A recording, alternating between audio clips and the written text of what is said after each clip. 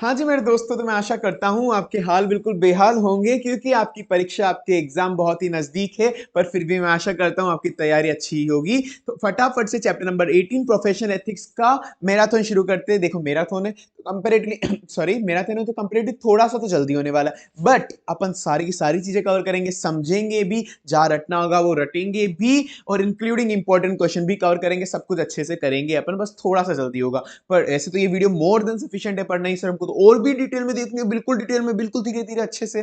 तो आपके लिए मैंने डिटेल, बिल्कुल डिटेल वाला इसका प्रोफेशनल एथिक्स मैंने अपलोड कर रखा है, including free fast track batch आपको यूट्यूब पे पूरा मिल जाएगा और डिटेल वीडियो आप देख सकते हो। बाकी ये वीडियो सफिशिएंट है, मोर देन सफिशिएंट है। और पूरा का पूरा आपको मैराथन ऑडिट का मैराथन पूरा सब कुछ कवर करा हुआ मैराथन, इंक्लूडिंग रट्टाफिकेशन एंड क्वेश्चन, आपको मेरे चैनल की प्लेलिस्ट पे मिल जाएगा। वो प्लेलिस्ट जाके देख लेना और सब्सक्राइब तो कर ही देना। ठीक है, तो चलो शुरू करते हैं। और ये मेरी उसी बुक से होने वाला है। अगर आपको बुक परचेस करनी है तो नीचे डिस्क्रिप्शन में मैं लिंक दे दूंगा। नहीं सर हमको तो केवल फ्री वाले नोट्स चाहिए, तो मैं नीचे टेलीग्राम चैनल का लिंक भी दे दूंगा, आप पे फ्री के बहुत सारे नोट्स मिल जाएंगे। तो चलो शुरू करते हैं। चैप्टर शुरू करने के पहले दो चीजें।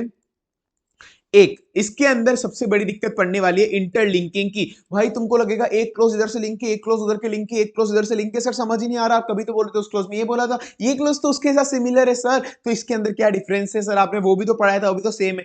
भाई मानता हूं बहुत भयंकर इंटरलिंकिंग आने वाली है, पर बिलीव मी मैं बीच में तुमको ज्यादा परेशान नहीं करूंगा कि इसको उससे जोड़ो, इसको उससे जोड़ो, उसको मत जोड़ो। बीच में मैं बिल्कुल परेशान नहीं करूंगा तुमको, जो मैं बोल रहा हूं सुनते जाना, बस जो मैं क्लोज समझा रहा हूं उसको समझते जाना। बिल्कुल एंड में आते आते, अगर तुमको इंटरलिंकिंग देखनी है तो वीडियो के बिल्कुल एंड में खिसक जाओ। बिल्कुल एंड में आते आते तुम्हारा पूरा दिमाग खोल दूंगा मैं, मतलब सारे के सारे क्लोजेस जितना भी इंटरलिंकिंग था बिल्कुल एंड में समराइज कर दूंगा। और आई कैन गारंटी यू तुम्हारा बिल्कुल सारे क्लोजेस क्लियर हो जाएंगे, किसका किससे लिंक था, कहां पे किसका फर्म का नेम यूज ले सकते थे, क्या नहीं ले सकते थे। जो कंफ्यूजन है एंड में होना है, तो बीच में कुछ भी मत सोचना सर ये उससे लिंक है उससे लिंक है, बीच में मत सोचना, जो मैं चल रहा हूं वो करते रहना, एंड में आते आते सब कुछ खोल देंगे अपन। ठीक है। दूसरी चीज, अभी चलो नीचे चलते ही हैं, इसको दूसरी चीज को तो अपन नीचे पढ़ेंगे अभी।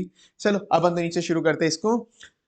एथिक्स, तो सबसे पहले एथिक्स क्या होता है पहले ही बता देता हूँ। ये जो प्रोफेशनल एथिक्स जो चैप्टर है, ये रियल लाइफ सिनेरियो पे बेसिस पे नहीं है, ये इमेजिनरी बेसिस पे है। भाई ये तुम बोलोगे सर आपने तो ये पढ़ाया था, यहाँ पे ये होता है, यहाँ पे ये होता है, भाई मैं कुछ नहीं कर सकता, वो जो होता है वो इसके अगेंस्ट है, पर ये बिल्कुल इमेजिनरी बेसिस पे है। इस चैप्टर को कोई मानता नहीं है असली के अंदर, पर ठीक है मेरा काम है पढ़ाना, पढ़ा लेते हैं।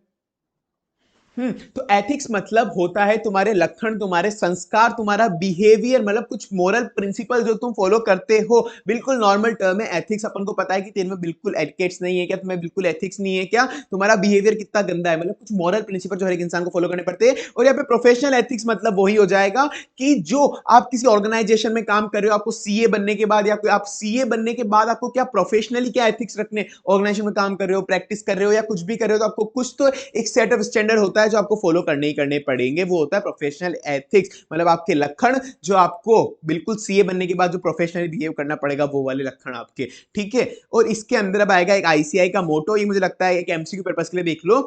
या ऐसा सुप्तेषु जागृति, तुमने सुना ही होगा, या ऐसे सुप्तेषु जागृति तामम तामम। अच्छा है। तो awaking when the world is asleep, awaking when the world is asleep, इसका मतलब ये होता है। अब ये मैं फटाफट से उड़ा दूंगा, ये कुछ काम का नहीं है, ये मैंने यूं ही डाल दिया एक बार एमसीक्यू के लिए, गलती से आ जाए तो। कोड ऑफ एथिक्स का ओवरव्यू देखो, 4 पार्ट दे रखे, पार्ट 1, पार्ट 2, पार्ट 3, पार्ट 4, कुछ काम की नहीं है सच यहाँ पे ये वाला। पार्ट 1 सारे प्रोफेशनल पे लगेगा, चाहे वो प्रैक्टिस में हो बंदा, या फिर जॉब करता हो, या कुछ भी करता हो, सारे प्रोफेशन में लगेगा जो सीए है। पार्ट 2 जो लगता है वो केवल सर्विस वाले बंदे, जो सीए जॉब कर रहे हैं उस पे लगेगा। पार्ट 1 सब पे, पार्ट 2 जॉब वाले पे। पार्ट 3 जो प्रैक्टिस में है, पार्ट 3 जो बंदा प्रैक्टिस के अंदर है वो। पार्ट 4 प्रैक्टिकल अश्योरेंस सर्विसेज, जो अश्योरेंस सर्विस में, फर्स्ट वाला सब पे, सेकंड वाला जो बंदे जॉब पे सर्विस पे, थर्ड वाला सर्विस वाले पे। ठीक है ना, सॉरी सेकंड वाला सर्वे, थर्ड वाला प्रैक्टिस वाले पे, थर्ड वाला प्रैक्टिस वाले पे, फिर थर्ड वाला प्रैक्टिकल अश्योरेंस, प्रैक्टिस जो करा अश्योरेंस सर्विसेज की। ठीक है, उस पे अश्योरेंस सर्विस में भी पार्ट 4 है। पार्ट 4 भी जो ऑडिट और रिव्यू एंगेजमेंट करता है, लाइक ऑडिट मान लो तुम, जो स्टैट्यूटरी ऑडिट हो गई, एलआर हो गया। और पार्ट 4 भी होता है वो other than audit and review, जिसपे अश्योरेंस तो देना है पर other than audit and review. ये क्या हो सकते हैं, सर्टिफिकेशन होते हैं, जो कहीं पे आप सर्टिफिकेट इशू कर रहे हो। बिल्कुल नॉर्मल, इसको इग्नोर करो अभी सब कुछ, ये फालतू था। हाँ ये एक बार देख लेना, कभी भी ऐसा हो रहा है कि प्रोफेशनल एथिक्स एक चीज कह रहा है और जो लॉ एंड रेगुलेशन है वो दूसरी चीज कह रही है, नहीं दोनों कॉन्ट्राडिक्ट मार रहे हैं, तो लॉ एंड रेगुलेशन प्रिवेल करेगा, लॉ एंड रेगुलेशन प्रिवेल करेगा। अब फंडामेंटल प्रिंसिपल अपन बहुत बार पढ़ चुके हैं, तो एसएस वगैरह के अंदर भी वापस एक बार देख लेते हैं। आईपीसी ओपी, आईपीसी ओपी कैसे याद करना है इसको, IPC OP, integrity, professional behaviour, confidentiality objectivity, professional competence and due care, IPC OP. तो इंटीग्रिटी में सबसे पहले अपन आएंगे। इंटीग्रिटी मतलब क्या होता है? बिल्कुल ऑनेस्ट और ट्रूथफुल होना चाहिए बंदा, ऑनेस्ट ट्रूथफुल स्ट्रेट फॉरवर्ड, मुंह पे मना कर दे कि भाई ये अच्छी रिपोर्ट नहीं है तो अच्छा आदमी नहीं, मैं तेरे से एसोसिएट नहीं होऊंगा। बिल्कुल ऑनेस्ट होना चाहिए, सच बोलना चाहिए, स्ट्रेट फॉरवर्ड होना चाहिए क्लाइंट के साथ, बिना फालतू मीठी मीठी बातें करके उलझाए मत कि नहीं अच्छी रिपोर्ट इशू करूंगा, अच्छी रिपोर्ट इशू करूंगा। नहीं, अगर तू गलत करता है मैं तेरे साथ गलत करूंगा, मैं तेरे साथ मैं क्वालिफाई करूंगा तेरी रिपोर्ट को, और अगर तू गलत है तो मैं तेरी ऑडिट भी नहीं करूंगा। ठीक है, not knowingly associate with the report of false report पे एसोसिएट मत करना, डिसोसिएट कर लो अपने। बिल्कुल ट्रूथफुल एंड बिल्कुल ट्रूथफुल, ऑनेस्ट और स्ट्रेट फॉरवर्ड होना चाहिए। ऑब्जेक्टिविटी मतलब भाई बायसनेस नहीं होनी चाहिए, बायसनेस नहीं होनी चाहिए। तुमको वहां पे अगर ऑडिट करने गए, वहां पे तुमको तुम्हारी एक्स मिल गई तो उसको देख के पिघलना नहीं है, तुमको बिल्कुल सख्त लोंडा बन के रहना है। वहां पे तुमको ऑडिट करनी है, अच्छे से करनी है, बिल्कुल बायसनेस नहीं करना, किसी के भी इन्फ्लुएंस में नहीं आना है, मतलब नहीं आना है। प्रोफेशनल कंपिटेंस, भाई तुम में लक्षण भी होने चाहिए, तुम बड़ी बड़ी ऑडिट करने जा रहे हो तो तुमको नए नए law and regulation, income tax, GST, सब कुछ नॉलेज होनी चाहिए, ऑडिट की नई नई टेक्निक, मतलब तुम प्रोफेशनली कंपिटेंट होने चाहिए। तुम्हारा अगर स्टाफ है, तुम्हारा स्टाफ भी अच्छा होना चाहिए, तुम्हारे स्टाफ को आए दिन नई नई ट्रेनिंग दो कि ये नया नया चीजें आई है, ये समझो। प्रोफेशनल नॉलेज होनी चाहिए, स्किल होनी चाहिए, जो स्टाफ होगा तुम्हारा वो भी प्रोफेशनल होना चाहिए। ट्रेनिंग दो, सुपरविजन दो, और क्लाइंट को पहले ही बता दो, क्लाइंट को बता दो अगर कुछ भी तुम ऑडिट सर्विस दे रहे हो तो उसको बता दो कि भाई ऑडिट का एक इनहेरेंट लिमिटेशन है, वो रीजनेबल एश्योरेंस ही देगा, एब्सोल्यूट नहीं देगा। या फिर कोई भी ऐसी सर्विस दे रहे हो तो उसका इनहेरेंट लिमिटेशन जो है उस सर्विस का, वो तुम पहले ही बता देना उसको, क्लाइंट को। ठीक है, कॉन्फिडेंशियल तुम जानते हो, कहीं भी डाटा किसी क्लाइंट का डाटा है तो क्लाइंट का डाटा पब्लिकली डिस्क्लोज मत कर देना भाई। कॉन्फिडेंशियल डाटा तुम्हारे पास आया है, तुमको हर कहीं पे बताते नहीं फिरना है, उसको बांटना नहीं है। ठीक है, ये नॉर्मल है, इनवर्ड डिस्क्लोजर नहीं करना है, कुछ भी हो जाए कॉन्फिडेंशियलिटी ऑफ इन्फॉर्मेशन रखनी है, चाहे आप जॉब में हो तो भी एम्प्लॉयर की इन्फॉर्मेशन भी किसी को नहीं बतानी, ये नॉर्मल उसके रिलेटेड पॉइंट है। बट ये वाला मुझे लगता है थोड़ा इंपॉर्टेंट। बट कब कब अपन डिस्क्लोजर दे सकते हैं, कब कब डिस्क्लोजर दे सकते हैं? लो बोलता है, क्लाइंट बोलता है, या मेरी प्रोफेशनल ड्यूटी है। लो बोलता है, क्लाइंट बोलता है, या मेरी प्रोफेशनल ड्यूटी है। लो बोलता है, क्लाइंट बोलता है, मेरी प्रोफेशनल ड्यूटी है। इस टाइम पे मैं, तो अगर लो बोलता है, क्लाइंट बोलता है, प्रोफेशनल ड्यूटी है, तो मुझे डिस्क्लोजर देना पड़ेगा क्लाइंट के इन्फॉर्मेशन का भी। मतलब काई पे भी लीगल प्रोसीडिंग चल रही है और उसके एविडेंस मेरे पास है, उस क्लाइंट पे लीगल प्रोसीडिंग चल रही है, उसके एविडेंस मेरे पास है, बाय खाते, बुक्स वगैरह सब कुछ, तो मुझे लीगल प्रोसीडिंग में देना ही पड़ेगा भाई। मैं कोर्ट में कैसे मना कर दूंगा? या कोई भी पब्लिक अथॉरिटी का अगर इंफ्रिंजमेंट ऑफ लॉ राइट चल रहा है, मतलब लो बोलता है कि आपको डिस्क्लोजर देना ही पड़ेगा। कुछ भी ऐसा हो रहा है, पब्लिक अथॉरिटी मांग रही है, लीगल प्रोसीडिंग चल रही है, तो मुझे देना ही देना पड़ेगा भाई। जब लो ही बोल रहा है तो देना ही पड़ेगा। और अगर लो भी परमिट करता है और क्लाइंट भी परमिट करता है, लो भी परमिट करता है और क्लाइंट भी परमिट करता है, किसी को कोई ऑब्जेक्शन नहीं है, तो फिर क्या है यार, फिर तो दे दूंगा मैं। ठीक है, लो भी परमिट कर रहा है, क्लाइंट भी परमिट कर रहा है, तो लो बोलता है, क्लाइंट बोलता है, मेरी प्रोफेशनल ड्यूटी है, मेरी प्रोफेशनल ड्यूटी है, और लो भी प्रोहिबिट नहीं करता। मतलब लो को तो हर बार ध्यान रखना है, फर्स्ट में भी, सेकंड में भी, थर्ड में भी। ठीक है, तो लो बोलता है, क्लाइंट बोलता है, मेरी प्रोफेशनल ड्यूटी कब कब होगी मेरी? मेरे पे कोई पीयर रिव्यू, क्वालिटी रिव्यू, तो जो रिव्यूअर आएगा उसको मेरे को क्लाइंट के डॉक्यूमेंट बताने पड़ेंगे। तुम पढ़ चुके हो peer review, quality review already. ठीक है, इंक्वायरी इन्वेस्टिगेशन चल रहा है मुझ पे, तो मुझे बताना पड़ेगा। वो बोल रहा है कि तुमने ऑडिट सही नहीं करी, तो मैं बताऊंगा नहीं भाई ये देखो डॉक्यूमेंट, मैंने तो ऑडिट बिल्कुल अच्छे से करी थी। या फिर कोई भी लीगल प्रोसीडिंग चल रही है, या फिर मेरे को बताना है कि मैं कंप्लाई कर रहा हूं टीपीई से इंक्लूडिंग एथिकल रिक्वायरमेंट, मैं कंप्लाई कर रहा हूं टीपीई से इंक्लूडिंग एथिकल रिक्वायरमेंट, मतलब वही यही वाला जो सेम पॉइंट है, तुम यही उठा लो पीयर रिव्यू के अंदर पे। नहीं तो देखते टीपी और एथिकल से कंप्लाई कर रहा है तो उसको भी मुझे बताना पड़ेगा डॉक्यूमेंट्स। अब जब तुम कोई डिस्क्लोज कर रहे हो, ये ऊपर वाले कंडीशन के हिसाब से तुम कोई डिस्क्लोज कर रहे हो इन्फॉर्मेशन, तो तुमको क्या देखना पड़ेगा कि भाई मैं किसी को हार्म तो नहीं हो जाएगा ना, मैंने डिस्क्लोज कर दिया तो, इंक्लूडिंग थर्ड पार्टी, किसी को हार्म तो नहीं हो जाएगा इस डिस्क्लोजर्स के लिए, और मेरे को सारे ज्ञान, मुझे इसके बारे में सारी नॉलेज तो है ना, क्योंकि आधा अधूरा ज्ञान विनाश की ओर लेके जाता है, तो मुझे पूरी नॉलेज तो है ना जो मैं बताने जा रहा हूं। और किसको बताऊं, कैसे बताऊं, किसको बताऊं, कैसे बताऊं, किसको बताऊं, कैसे बताऊं। ठीक है, तो किसको मतलब parties to whom communication is address, किसको बताऊं, कैसे बताऊं, type of communication, oral, verbal, कोई सा भी टाइप्स ऑफ कम्युनिकेशन, और किसको हार्म तो नहीं होगा मेरे डिस्क्लोजर से, including third party, including third party. ठीक है, और मुझे सारी इंफॉर्मेशन नॉलेज तो है ना, आधा अधूरा ज्ञान वरना विनाश की ओर लेके जाएगा। और इंक्लूडिंग जब प्रिंसिपल ऑफ कॉन्फिडेंशियलिटी, वो इंक्लूडिंग एंड ऑफ रिलेशनशिप, तुम्हारा उस क्लाइंट से नाता टूट गया तो भी तुमको कॉन्फिडेंशियलिटी रखनी है, ऐसा नहीं कि अब तो मेरा क्लाइंट रहा नहीं, सबको बांटता है इन्फॉर्मेशन। प्रोफेशनल बिहेवियर, मुझे प्रोफेशनल बिहेवियर रखना है, मतलब रखना है, हर जगह में काम करूं तो बिल्कुल प्रोफेशनली रह के करूं, एक तरह से वो ही है। ठीक है, relevant law and regulation follow करने, मेरे को professional integrity, objectivity, good reputation रखना है बिल्कुल भाई। ऐसा नहीं कि सीए हूं तो तुम वहां पे सीए बन के वहां पे चौराहे पे बैठ के, ऊपर ऊपर तो तुमने कोट पहन रखा है, नीचे चड्डा पहन रखा है, और वहां पे पत्ते पीट रहे हो वहां पे सर्कल पे चौराहे पे बैठ के, तो तुम इंस्टीट्यूशन की डिग्निटी को तुम डाउन कर रहे हो भाई, ऐसा नहीं चलेगा। तुमको प्रोफेशनली बिहेव करना है हर जगह, ऑनेस्ट एंड ट्रूथफुल भी रखना है। और अगर कहीं पे भी एडवर्टाइजमेंट कर रहे हो तो एडवर्टाइजमेंट की गाइडलाइन फॉलो कर लेना। नीचे आएगा एडवर्टाइजमेंट वाला पूरा, टेंशन मत लो। ऐसे तो मुझे सारे के सारे फंडामेंटल है प्रिंसिपल को फॉलो करना है, पर ऊपर जो प्रिंसिपल पढ़ा है उनमें से कोई भी आपस में कोई भी कॉन्फ्लिक्ट हो रहा हो, तो अगर कुछ भी कॉन्फ्लिक्ट हो रहा हो अगर ऊपर के फंडामेंटल प्रिंसिपल, तो भाई मुझे कंसल्ट कर लेना, मुझे कंसल्ट कर लेना है फर्म के अंदर और फर्म के बाहर वालों से, फर्म के अंदर और फर्म के बाहर वालों से। फर्म के अंदर कौन कौन है, other with in the firm, firm के अंदर जो जो बाकी लोग हैं उनसे कंसल्ट कर लेना, भाई ऐसा ऐसा हो रहा है क्या करूं, और बाहर वालों से भी एडवाइस ले सकते हो तुम, जैसे TCWG इंस्टीट्यूट हो गया अपना, ICI या फिर लीगल काउंसिल, इंस्टीट्यूट और ICI और लीगल काउंसिल, मतलब ये दोनों तो चलो ICI के दोनों पार्ट हो गए, और एक TCWG मतलब शायद मान लो तुम किसी की ऑडिट कर रहे हो तो उसका हो गया, तो फर्म के अंदर जिसकी ऑडिट कर रहे हैं वो सामने वाला TCWG, या फिर फर्म के बाहर बिल्कुल ही जो हो गए TCWG इंस्टीट्यूट या फिर लीगल काउंसिल, तो इनसे कंसल्ट कर लेना, इनसे केवल कंसल्ट होगा, पर जो फाइनल रिस्पॉन्सिबिलिटी होगी प्रोफेशनल जजमेंट वगैरह लगाने की वो तो तुम्हारी होगी, फाइनल जो रिस्पॉन्सिबिलिटी होगी कॉन्फ्लिक्ट रिजॉल्व करने की वो तो तुम्हारी होगी, तुम दूसरों पे नहीं डाल सकते, उसने बोला था इसलिए ऐसा कर लिया। थ्रेट ऑफ इंडिपेंडेंस होते हैं भाई एसएस5 की इंडिपेंडेंस में नहीं मेंटेन कर पाऊंगा इन थ्रेट की वजह से, इंडिपेंडेंट मेंटेन नहीं कर पाऊंगा इन थ्रेट की वजह से। एसएस5 self interest self review familiarity advocacy intimidation, familiarity advocacy और इंटिमिडेशन, एसएस5 ये होता है अपना थ्रेट्स। अब पढ़ते एक एक करके। सेल्फ इंटरेस्ट जो होता है, मैं जिसकी ऑडिट करने जा रहा हूं मैं खुद ही उसके अंदर इंटरेस्टेड हूं, मैं खुद ही उसके अंदर इंटरेस्टेड हूं। अब मैं इंटरेस्ट कैसे हो सकता है कि मेरे को उससे इतनी फीस मिल रही है कि मैं उस पर फाइनेंशियली डिपेंडेंट हूं, मेरे को उससे इतनी फीस मिल रही है कि फाइनेंशियली डिपेंडेंट हूं, अगर वो क्लाइंट चले गया तो मेरे को गलत रिपोर्ट इशू कर दी और क्लाइंट चले गया तो मैं अच्छी रिपोर्ट इशू करूंगा, मतलब मैं इंडिपेंडेंट इशू आ जाएगा। मेरे को इतनी फीस मिल रही है कि मैं उस पर पूरा फाइनेंशियली डिपेंडेंट हूं, अगर वो क्लाइंट चले गया तो ये तीनों पॉइंट एक साथ याद कर लेना, direct financial interest, dependent total fees and losing of client.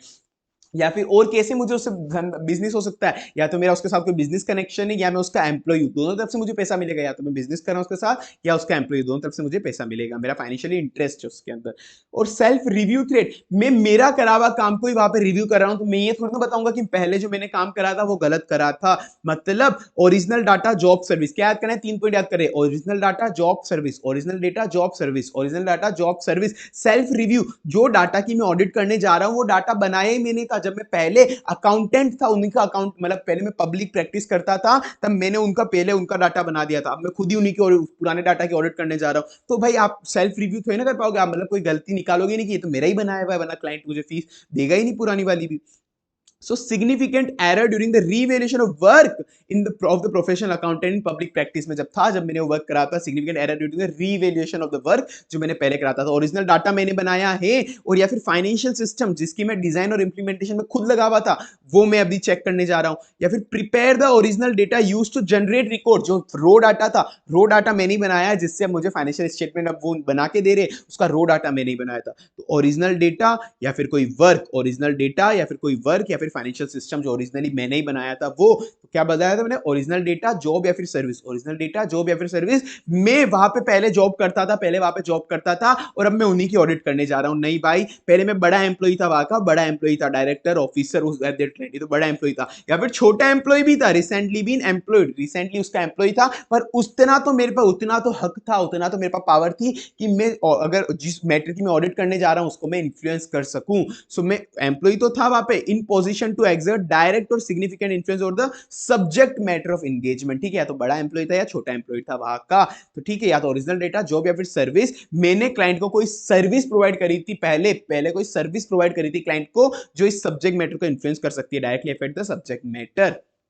ठीक है, वो हो गया अपना ओरिजिनल डेटा, पब्लिक प्रैक्टिस और एक और सर्विस। ठीक है, अब उसके बाद फैमिलियरिटी थ्रेट, फैमिलियरिटी थ्रेट के अंदर मैं भाई बहुत सालों से उसकी ऑडिट कर रहा हूँ, लॉन्ग टर्म रिलेशन बन गया मेरा, अब तो रोज का ही हो गया भाई, 15 सालों से उसकी ऑडिट करते जा रहा हूँ, तो अब तो रोज का ही हो गया, हमारा रिश्ते हो गए, व्यवहार वाले हो गए। अब कभी भी वो गले में हाथ डाल के बोलेगा अरे भाई ये सही है, थोड़ा इसको स्किप मार देना मैनेजमेंट, तो अपन कर देंगे हाँ भाई, भाई बंधु वाला व्यवहार हो गया, तो लॉन्ग और क्लोज रिलेशनशिप हो जाएगा, क्लोज या फिर इमीडिएट फैमिली मेंबर अपना वहां पे काम करता हो। Farmer partner of A firm being director officer, जो पार्टनर था, मैं वहां का पार्टनर था, पहले मैं वहां पे डायरेक्टर भी, कहा मतलब जो फर्म में मैं अभी पार्टनर हूं ना, पहले मैं सामने वाली एंटिटी का डायरेक्टर भी था, तो मेरे को पता है यार रिश्ते वाले मिलने वाले बंदे ही है। या फिर long association of A audit team, ठीक है, लॉन्ग एसोसिएट हो रहा है उनसे, लॉन्ग एसोसिएशन चल रहा है। एडवोकेसी थ्रेट, भाई मैं जिस क्लाइंट की ऑडिट करने जा रहा हूं मैं उसको प्रमोट भी कर रहा हूं या फिर उसको प्रोटेक्ट कर रहा हूं, या तो उसको प्रमोट कर रहा हूं, प्रोटेक्ट कर रहा हूं, उसके शेयर्स को प्रमोट कर रहा हूं या फिर उसको मैं प्रोटेक्ट कर रहा हूं, उसका एडवोकेट भी मैं ही हूं, कोई भी लेजिस्लेशन के बिहाफ पे मैं उसको प्रोटेक्ट कर रहा हूं। ठीक है,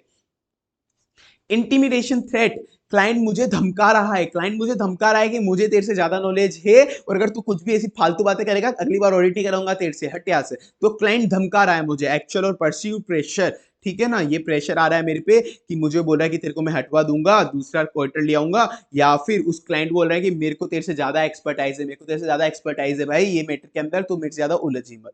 तो वो इंटिमिडेशन हो गया, तो अपना एसएसफाई हो गया।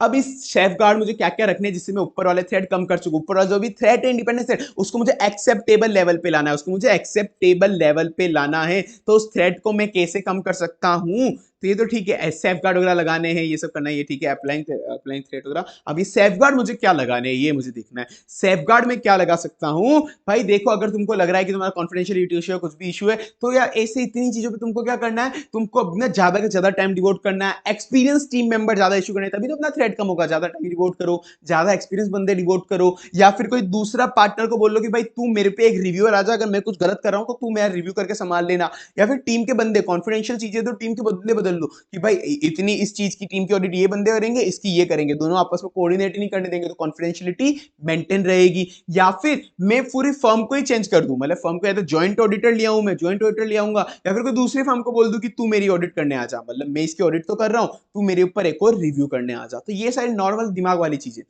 अगर सेल्फ इंटरेस्ट थ्रेट है तो एडिशनल टाइम लगाऊंगा, क्वालिफाइड पर्सनल और एक्सपीरियंस बंदे लगाऊंगा। सेल्फ इंटरेस्ट थ्रेट है, ये तीनों सेल्फ इंटरेस्ट, सेपरेट टीम लगा दूंगा, कॉन्फिडेंशियल कोई भी मैटर, तो मैंने बोला सेपरेट टीम वाला। मैं कोई अप्रोप्रिएट रिव्यूअर लगा दूंगा जो not a member of A team, जो मेंबर टीम का नहीं है, तो मैं कुछ भी गलती करूंगा तो पकड़ लेगा। Self interest advocacy familiarity threat है कर कोई है, तो मैं पार्टनर बदल लूंगा, पार्टनर ही अपने रख दूंगा कि एंगेजमेंट टीम पार्टनर, अलग अलग रिपोर्टिंग लाइन के लिए अलग अलग बंदे होंगे, वो partner engagement team. Self interest, self review, advocacy, familiarity, intimidation, मतलब कुछ भी इतने सारे, मतलब सारे के सारे थ्रेट अपने ऊपर, तो अनदर फर्म को ही बोल दूंगा कि भाई जो मैं काम कर रहा हूं उसको वापस रीपरफॉर्म कर ले, परफॉर्म और reperform the part of the engagement, ठीक है ना, मेरे पास सारे के सारे थ्रेट है, दूसरी फर्म आ जा भाई जो मैंने काम करा उसको वापस रिव्यू कर ले। ये भाई हो गया नोक्लार, तुम्हारी एक अच्छी चीज हो गई, नवंबर 22 में एप्लीकेबल नहीं है, कट कर दो इसको, बिल्कुल कट कर दो, कट कर दो इसको, तो ठीक है। अब नीचे चलो, नोक्लार गया। मेंबरशिप ओपन इंस्टीट्यूट, भाई मेंबरशिप क्या होता है, तुम अगर सीए फाइनल का एग्जाम में अभी जैसे क्लियर हो गए तो तुम मेंबर नहीं बन पाओगे, तुम्हारे पास केवल सीए फाइनल का सर्टिफिकेट है, तुम केवल क्लियर हुए एग्जाम, तुमको मेंबर बनना पड़ेगा। अगर तुमको तुम्हारे नाम के आगे सीए लगाना है तो उसके लिए तुमको आईसीआई को पैसा देना पड़ेगा। भाई क्या करे, सीए बनने के बाद भी पैसा देना पड़ेगा कि हमको सीए में कहलाओ, हर साल रिन्यू भी कराना पड़ेगा कि हमको सीए मानो, हमको सीए मानो। ऐसा ही आईसीआई कुछ नहीं कर सकते, तो तुमको एक मेंबर रजिस्टर के अंदर नाम लिखवाना पड़ेगा, एप्लीकेशन देनी पड़ेगी और पैसे देना पड़ेगा, तभी तुम सीए अपने नाम के आगे यूज ले सकते हो, तुम मेंबर कहलाओगे। डिसेबिलिटी, कौन सीए नहीं बन सकता, debarred from having a name entered in the register, कौन नहीं बन सकता, जो सीए का एग्जाम क्लियर हो गए एज ऑफ 21, मतलब नॉट एज 21 के साल भी नहीं हुए और वो सीए का एग्जाम क्लियर हो गए थे, ये दिक्कत मेरे को आई थी पहले, तो ठीक है, तो तुम सीए अभी अपना मेंबरशिप में नाम नहीं लिखवा सकते। या तुम पागल हो या तुम्हारा दिवाली निकल गया, तुम पागल हो या तुम्हारा दिवालिया निकल गया, अनसाउंड माइंड और अनडिस्चार्ज इंसॉल्वेंट, या तो तुम पागल थे या तुम्हारा दिवालिया निकल गया था, ठीक है ना, तो तुम बिल्कुल इलेजिबल हो मेंबरशिप मेंबर लेने के लिए सीए के लिए। या फिर तुम इंसॉल्वेंट अब डिस्चार्ज हो गए, मतलब तुम इंसॉल्वेंट नहीं रहे अब हो गए, पर तुमको कोर्ट से सर्टिफिकेट लेना पड़ेगा, कोर्ट उसमें बोलेगी कि भाई इसकी कोई गलती नहीं थी, इंसॉल्वेंट होने की वजह से इसकी किस्मत ही खराब थी, मिसफॉर्च्यून था, बाकी इसकी कोई भी गलती नहीं थी। और या फिर कन्विक्ट हो गया मैं कंपिटेंट कोर्ट से offence of moral turpitude. Remove from the membership, मैंने कोई गिल्टी कह दी प्रोफेशनल मिसकंडक्ट तो मुझे मेंबरशिप से निकाल दिया। मेंबर दो तरह के होते हैं, एक एसी होता है, एक एफसी होता है। एसी मतलब एक तरह से फ्रेशर मेंबर, और एफसी मतलब बड़ा वाला मेंबर जो एसोसिएट मेंबर हो। एफसी मतलब होता है कि जो बहुत एक्सपीरियंस मेंबर हो, मतलब एसोसिएट मेंबर हो, वो प्रैक्टिस में हो कम से कम 5 साल, कम से कम 5 साल तक वो प्रैक्टिस में था, तो वो एफसीए कहलाएगा, फेलो मेंबर मतलब एक्सपीरियंस मेंबर, और कुछ ही नहीं है। एफसीए बनने की फीस और ज्यादा होती है, और कुछ ही नहीं कर रखा है इन्होंने। रिमूवल ऑफ नेम, नेम को रिमूव कब कर देंगे भाई, तुम मर गए तो, अब तो तुम्हारा आधार कार्ड से नाम हट गया तो भाई यहाँ से तो हटाना ही पड़ेगा। फ्रॉम रिक्वेस्ट, अगर मैंने रिक्वेस्ट दी मेरा नाम हटा दो वहां से, मैंने पैसा नहीं भरा उसको, या फिर कोई भी डिसेबिलिटी आ गई जो भी अपन ने ऊपर पड़ी। अब मेरे को मेंबरशिप रजिस्ट्रेशन करानी है, ऐसा हो गया कि आई से मैंने कहा था पैसा देना पड़ेगा मेंबरशिप देने के लिए, मैंने पैसा उनको नहीं दिया, मेरी मेंबरशिप उन्होंने ले ली, तो अब मेरी इफेक्टिव डेट ऑफ रजिस्ट्रेशन क्या होगी, मैंने वापस पैसा भरा कि भाई मुझे वापस मेंबर मान लो, तो मेरी इफेक्टिव डेट ऑफ रजिस्ट्रेशन क्या होगी, मेरी जो एप्लीकेशन थी वो सेम ईयर ऑफ रिमूवल, जिस ईयर में मेरा नाम रिमूव हुआ था उसी ईयर में मैंने एप्लीकेशन दे दी थी मुझे वापस मेंबर मानो, तो from the date on which name was remove, जब रिमूव करा था उसी डेट से मेरी रिस्टोर हो जाएगी रेट्रोस्पेक्टिवली। पर अगर रिमूव करा था वो किसी बोर्ड ऑफ डिसिप्लिन वगैरह के ऑर्डर से, मतलब कोई डिसिप्लिनरी अथॉरिटी वगैरह से, तो जब ऑर्डर बोलेगा रिस्टोरेशन का उस डेट से होगी। और बाकी कोई भी अदर केस वगैरह हो तो एप्लीकेशन एंड फीस रिसीव, जब एप्लीकेशन और मैं फीस उनको दी उस डेट से ही मेरे को रिन्यूअल माना जाएगा कि आप वापस मेंबर है। और अगर फोर्सली क्लेमिंग है मेंबर कि मैं सीए हुई नहीं, पर मैं बोल रहा हूं मैं तो सीए हूं, मैं प्रैक्टिस के अंदर नहीं हूं, पर मैं बोल रहा हूं कि नहीं मैं तो प्रैक्टिस के अंदर हूं, ऐसे केस के अंदर फर्स्ट बार आपने ये गंदे काम करे, आप सीए नहीं हो फिर भी बोल रहे हो सीए हो, 1,000 रुपए लग जाएंगे आप पे, अप टू 1,000। और अगली बार वापस से कुछ ऐसा काम करा 6 महीने तक जेल हो सकती है, या फिर 5,000 तक फाइन हो सकता है, या दोनों भी हो सकते हैं। Chartered accountant in practice, practice में तुम जानते होंगे जिसके पास सीओपी हो, सर्टिफिकेट ऑफ प्रैक्टिस, वो ही प्रैक्टिस ले सकता है। तो जिस आपको पहले सर्टिफिकेट ऑफ प्रैक्टिस लेना पड़ेगा। और अगर डीम्ड प्रैक्टिस में भी अगर आप आ गए तो भी आपको सीओपी लेनी पड़ेगी, वरना आप गिल्टी कहलाओगे। डीम्ड प्रैक्टिस में भी आ गए, डीम्ड प्रैक्टिस में क्या कहलाओगे, अगर आपने किसी से भी पैसा लिया या पैसा लेने के लिए एग्री हो गए कि आप मुझे पैसा दे देना, मैं आपको ये सर्विस प्रोवाइड कर दूंगा। कौन कौन सी सर्विस, अकाउंटेंसी की service, financial transaction books maintain कर लूंगा, अकाउंटिंग रिकॉर्ड मेंटेन कर पाऊंगा, या फिर कोई भी अदर सर्विस जो काउंसिल बता दे, या फिर ये liquidator, trustee, administrator, financial matter, taxation matter, किसी क्लाइंट का आप लड़ रहे हो, आपका सीओपी नहीं है, फिर भी आप बोल रहे हो कि मुझे पैसा दे देना और मैं ये तेरा काम कर लूंगा, तो गलत है, आप डीम प्रैक्टिस में माने जाओगे। आपको पहले सर्टिफिकेट लेना था, उसके बाद आप ये काम कर सकते हो, वरना आप प्रोफेशन मिसकंडक्ट हो जाओगे। ठीक है, तो वरना आप ये सर्विस आप जब तक नहीं दे सकते हो, आप डीम प्रैक्टिस में माने जाओगे तो आपको गिल्टी मान लेंगे ये लोग। और आपको फिर भी अगर आप सैलरी वाले एम्प्लॉई हो, आपके पास सीओपी नहीं है, फिर भी आपको एक चीज के लिए प्रैक्टिस में मान सकते हैं, limited purpose of training and article assistant. अब इसको मतलब तो ये होता है कि अगर जो बंदा प्रैक्टिस में सीए फॉर्म, लाइक पीडब्ल्यूसी का एग्जांपल हो, पीडब्ल्यूसी के अंदर जो उसका एम्प्लॉय काम कर रहे हैं उनके पास सीओपी नहीं है, पर उनको भी काउंट करेंगे कि वो केवल इतना मान सकते हैं, उनको प्रैक्टिस का केवल एक इसको मिल जाएगा, बिना सीओपी के भी वो अपने अंदर आर्टिकल को ट्रेन कर सकते हैं, अपने अंदर आर्टिकल को ट्रेन कर सकते हैं, बस इतना। सिग्निफिकेंस ऑफ सीओपी, मतलब सीओपी के बिना अपन प्रैक्टिस नहीं कर सकते और कोई सिग्निफिकेंस नहीं है। अब ये चीज इंपॉर्टेंट है, इसके अंदर बोलता है कि एक बार अगर पर्सन मेंबर बन गया तो वो बाउंड होगा provision of chartered accountant act से, मतलब एक बार आपने मेंबरशिप ले ली तो आप चार्टर्ड अकाउंटेंट एक्ट से मेंबरशिप में होंगे। अब इसके अंदर ऐसा है, तुमको डायरेक्ट एग्जांपल के थ्रू ही समझा देता हूं। एक बंदा मेंबर था, एक बंदा सीए का मेंबर था, उसने सीओपी थी उसके पास, मतलब वो प्रैक्टिसिंग चार्टर्ड अकाउंटेंट था। तो अगर उसकी प्रैक्टिसिंग चार्टर्ड अकाउंटेंट उसकी 5-6 महीने के लिए आईसी ने सस्पेंड कर दिया कि आपकी सीओपी वैलिड नहीं है भाई, आपने कुछ कांड करा है, उसकी सीओपी 5-6 महीने के लिए छीन ली गई है, पर वो मेंबर तो है अभी आईसीआई का, मतलब उसकी सीओपी छीन लेगी प्रैक्टिस में। तो अब अगर वो ऐसा कर दे कि ऑफिस के बाहर से बोर्ड हटा दे कि वो सीए नहीं है, फिर भी टैक्सेशन की एडवाइजरी देगा या कुछ भी करेगा, ऐसा कुछ काम करेगा, टैक्स की एडवाइजरी दे रहा है या फिर अकाउंटिंग मेंटेन कर रहा है, वो मना कर रहा है कि ठीक है मैं सीए, आपने मैं सीओपी ले ली तो मैं सीए का नाम ही हटा रहा हूं, मैं अपनी पर्सनल कैपेसिटी में नॉर्मल इंसान हूं फिर भी ये काम कर रहा हूं टैक्सेशन का। तो आईसीआई ने मना कर दिया, नहीं, एक बार आप मेंबर बन गए मतलब मेंबर बन गए, आप पर्सनल मतलब सीए के अलावा दूसरी कैपेसिटी में ये काम कर ही नहीं सकते जब तक आपके पास सीओपी नहीं हो। So when he appear before the income tax he could only appear as a capacity of chartered accountant. अगर आप ऐसा कर रहे हो कि नहीं मैं सीए नहीं हूं, मैं बोल रहा हूं मतलब सीए का नाम ही हटा दिया किसने कि हाँ मैं चलो आप माना सीए ही नहीं हूं, तो भी मैं कर तो सकता हूं ना ये काम, मैं सीए का नाम यूज नहीं ले रहा हूं, मैं तो पर्सनल कैपेसिटी में कर रहा हूं। नहीं, no other capacity separable from a practising member. ठीक है, तो एक बार आप मेंबर बन गए तो मतलब बन गए। तो अगर एक बार रिमूव हुआ, या तो मैंने तुमको एग्जांपल दिया, रिमूव हो गया तो उस वक्त वो ऐसा काम नहीं कर सकता है, किसी को रिप्रेजेंट नहीं कर सकता। नीचे क्वेश्चन आया हुआ इसलिए वो क्वेश्चन ही मैंने तुमको यहाँ पे एग्जाम एक्सप्लेन कर दिया, वापस अपन वो क्वेश्चन नहीं करेंगे।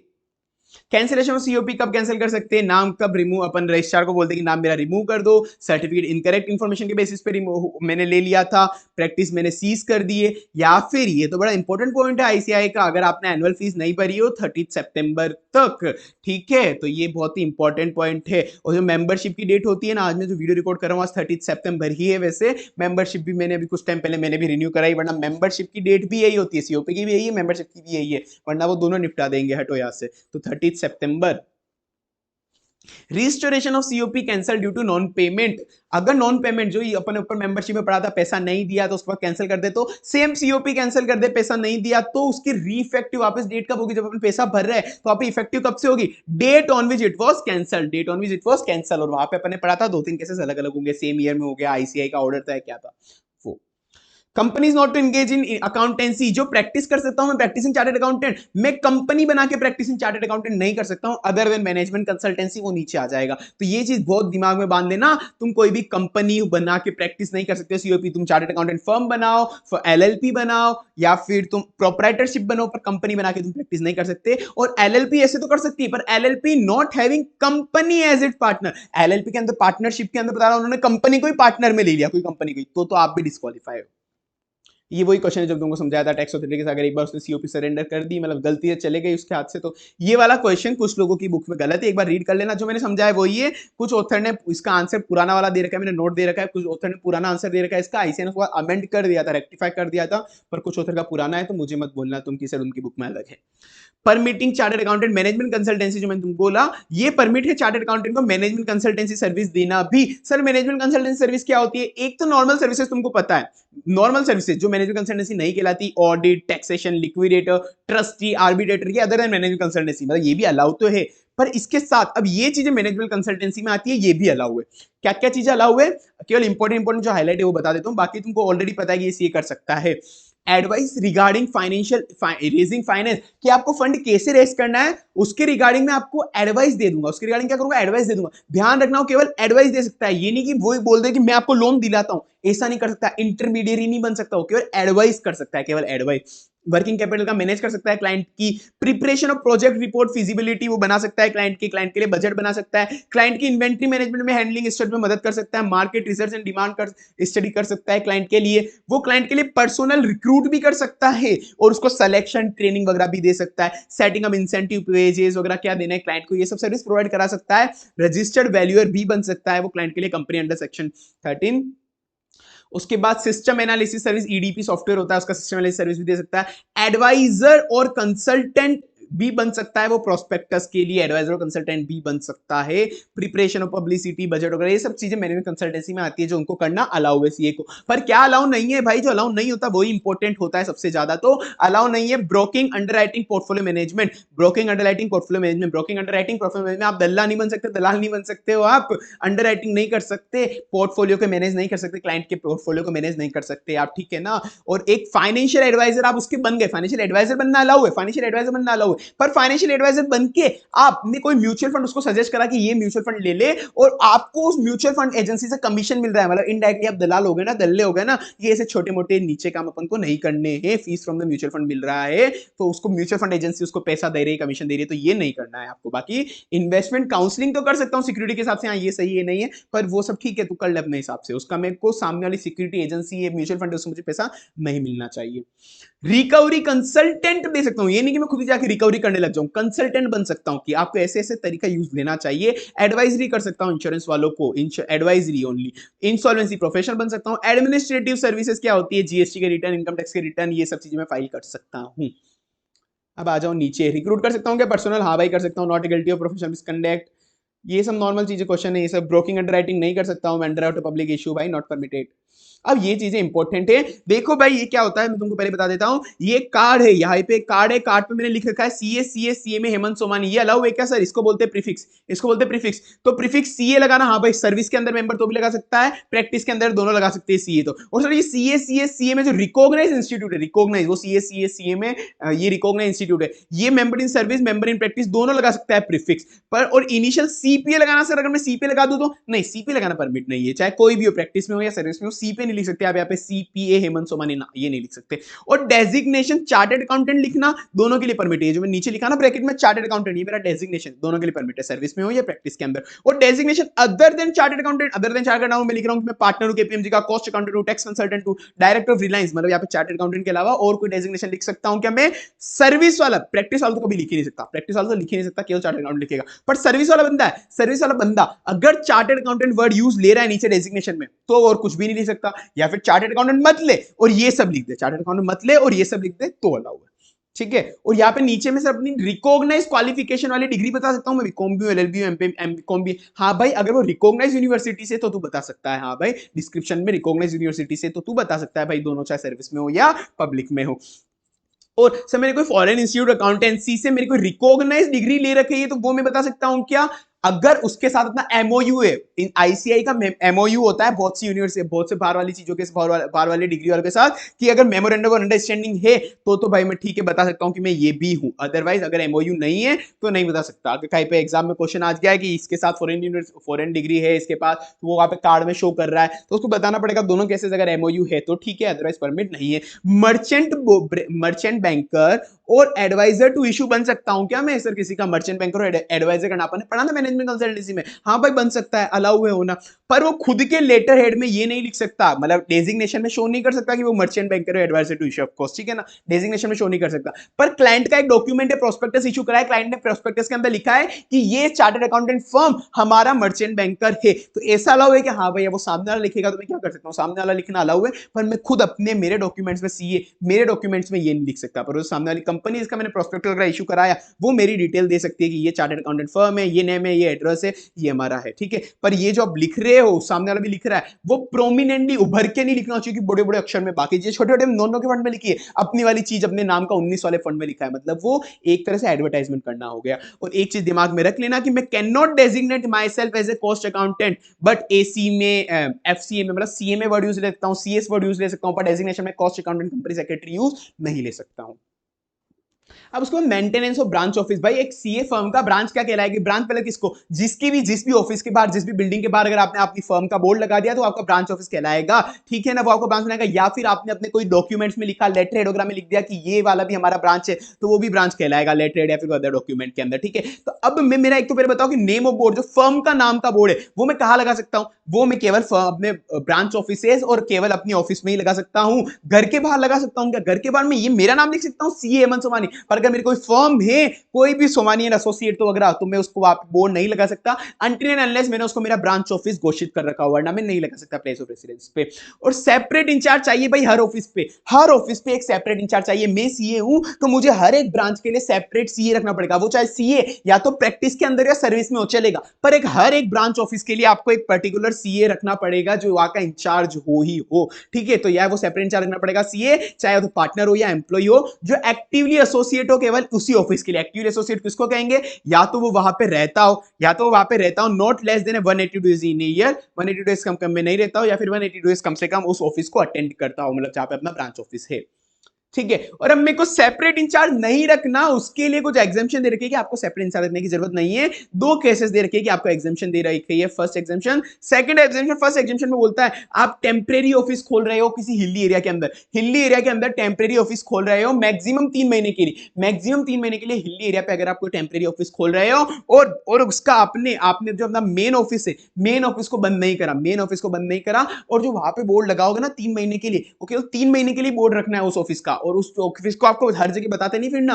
मतलब अपने अपने डॉक्यूमेंट में बता रहे हो कि हाँ ये भी मेरा ऑफिस है, ये भी मेरा ऑफिस है, नहीं, वो केवल 3 महीने के लिए, तो उसको कहीं ज्यादा जगह बताओ मत इसी जगह, ठीक है ना। रेगुलर ऑफिस क्लोज नहीं होना चाहिए, जो भी कॉरेस्पॉन्डेंस होगी, मतलब कोई भी डॉक्यूमेंट अगर आना जाना होगा, कोई भी आईसीआई से कॉरेस्पॉन्डेंस, तो रेगुलर ऑफिस में ही होगी, ठीक है। पर जो भी आपको वो ऑफिस खोलना है, तो आपको बिफोर स्टार्टिंग ऑफ द मतलब ऑफिस खोलने के पहले आपको आईसीआई को इंटीमेशन देना है, और बंद कर रहे हो तब भी देना है, ठीक है। तो अब ये हो गया temporary office not exiting 3 month, temporary office hilly area के अंदर रखना है, नॉट एग्जिटिंग 3 मंथ के लिए मैक्सिमम खोल सकते हो, ओनली वो 3 महीने के अंदर ही आपको वहां पे नेम बोर्ड लगाना है, बाकी नेम बोर्ड वहां पे नहीं रखना है। Not mention as a place of business, बाकी जगह उसको नहीं बताना है। रेगुलर बिजनेस क्लोज नहीं होना चाहिए, सारे कॉरेस्पॉन्डेंस भाई होने चाहिए। आईसीआई को भाई खोलने के पहले और बंद करने के पहले वो बताना पड़ेगा एवरी विंटर में, ठीक है।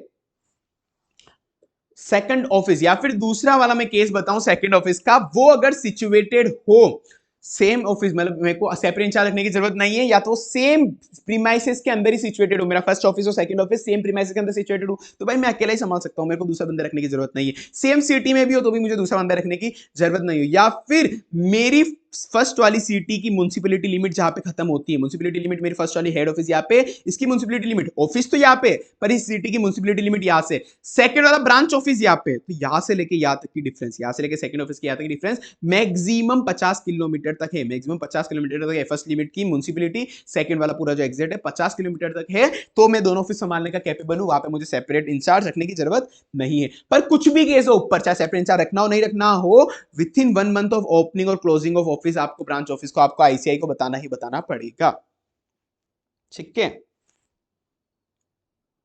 केवाईसी नोम आपकी सीए प्रैक्टिस के लिए केवाईसी नोम होते हैं कि आपको नो योर कस्टमर की रिक्वायरमेंट पूरी करनी है। किसी को भी कोई सर्विसेज वगैरह दे रहे हो तो आपको उसको पहले ध्यान में रखना है, वो आए तो बंदे का आपको आधार कार्ड पैन कार्ड वगैरह कुछ चीजें रखनी है नो योर कस्टमर वाली। आप ऐसे नहीं बोल सकते कि मैंने केवाईसी मेंटेन नहीं करी, मुझे नहीं पता मैंने किसको सर्विस दी थी, ऐसे नहीं बोल सकते। अगर आप इंडिविजुअल प्रोप्राइटर क्लाइंट है आपका, या फिर कॉर्पोरेट एंटिटी क्लाइंट है आपकी, या फिर नॉन कॉर्पोरेट एंटिटी, या पार्टनरशिप एग्जांपल मान लो, या कंपनी एग्जांपल, या इंडिविजुअल दे ही रखा है, ठीक है ना। तो इसके अंदर इंडिविजुअल केस के अंदर तुमको क्लाइंट से क्या इंफॉर्मेशन है, उसका नाम, पता, पैन कार्ड, आधार कार्ड, उसका पुराना फाइनेंशियल स्टेटमेंट, बिल्कुल नॉर्मल नाम, पता, पैन कार्ड, आधार कार्ड, बिजनेस कौन सा करता है उसका पुराना वाला फाइनेंशियल स्टेटमेंट। और एक ये तो हर जगह लेना ही है भाई, टाइप्स ऑफ एंगेजमेंट, कौन सी एंगेजमेंट आप उसको प्रोवाइड कर रहे हो, ठीक है। और यही चीज अगर पार्टनर की होती तो भाई सेम चीजें, नाम, पता, पैन कार्ड, आधार कार्ड, पर ये चीजें पार्टनर की होती, ठीक है ना। तो वो नॉर्मल चीजें, PAN card, business Aadhaar card, address, entity, PAN number, partner का नाम, आधार कार्ड, डिन नंबर भी अगर उनके पास कुछ हो तो, कॉपी ऑफ लास्ट वीडियो, बिल्कुल सेम सेम टाइप है। और कंपनी होती तो कंपनी में भी ये सारी चीजें लेनी है, बट साथ के अंदर डायरेक्टर होते हैं, उसके डायरेक्टर नंबर, CIN, DIN वगैरह ये चीजें भी लेनी, उसकी पेरेंट एंटिटी कौन है ये चीजें भी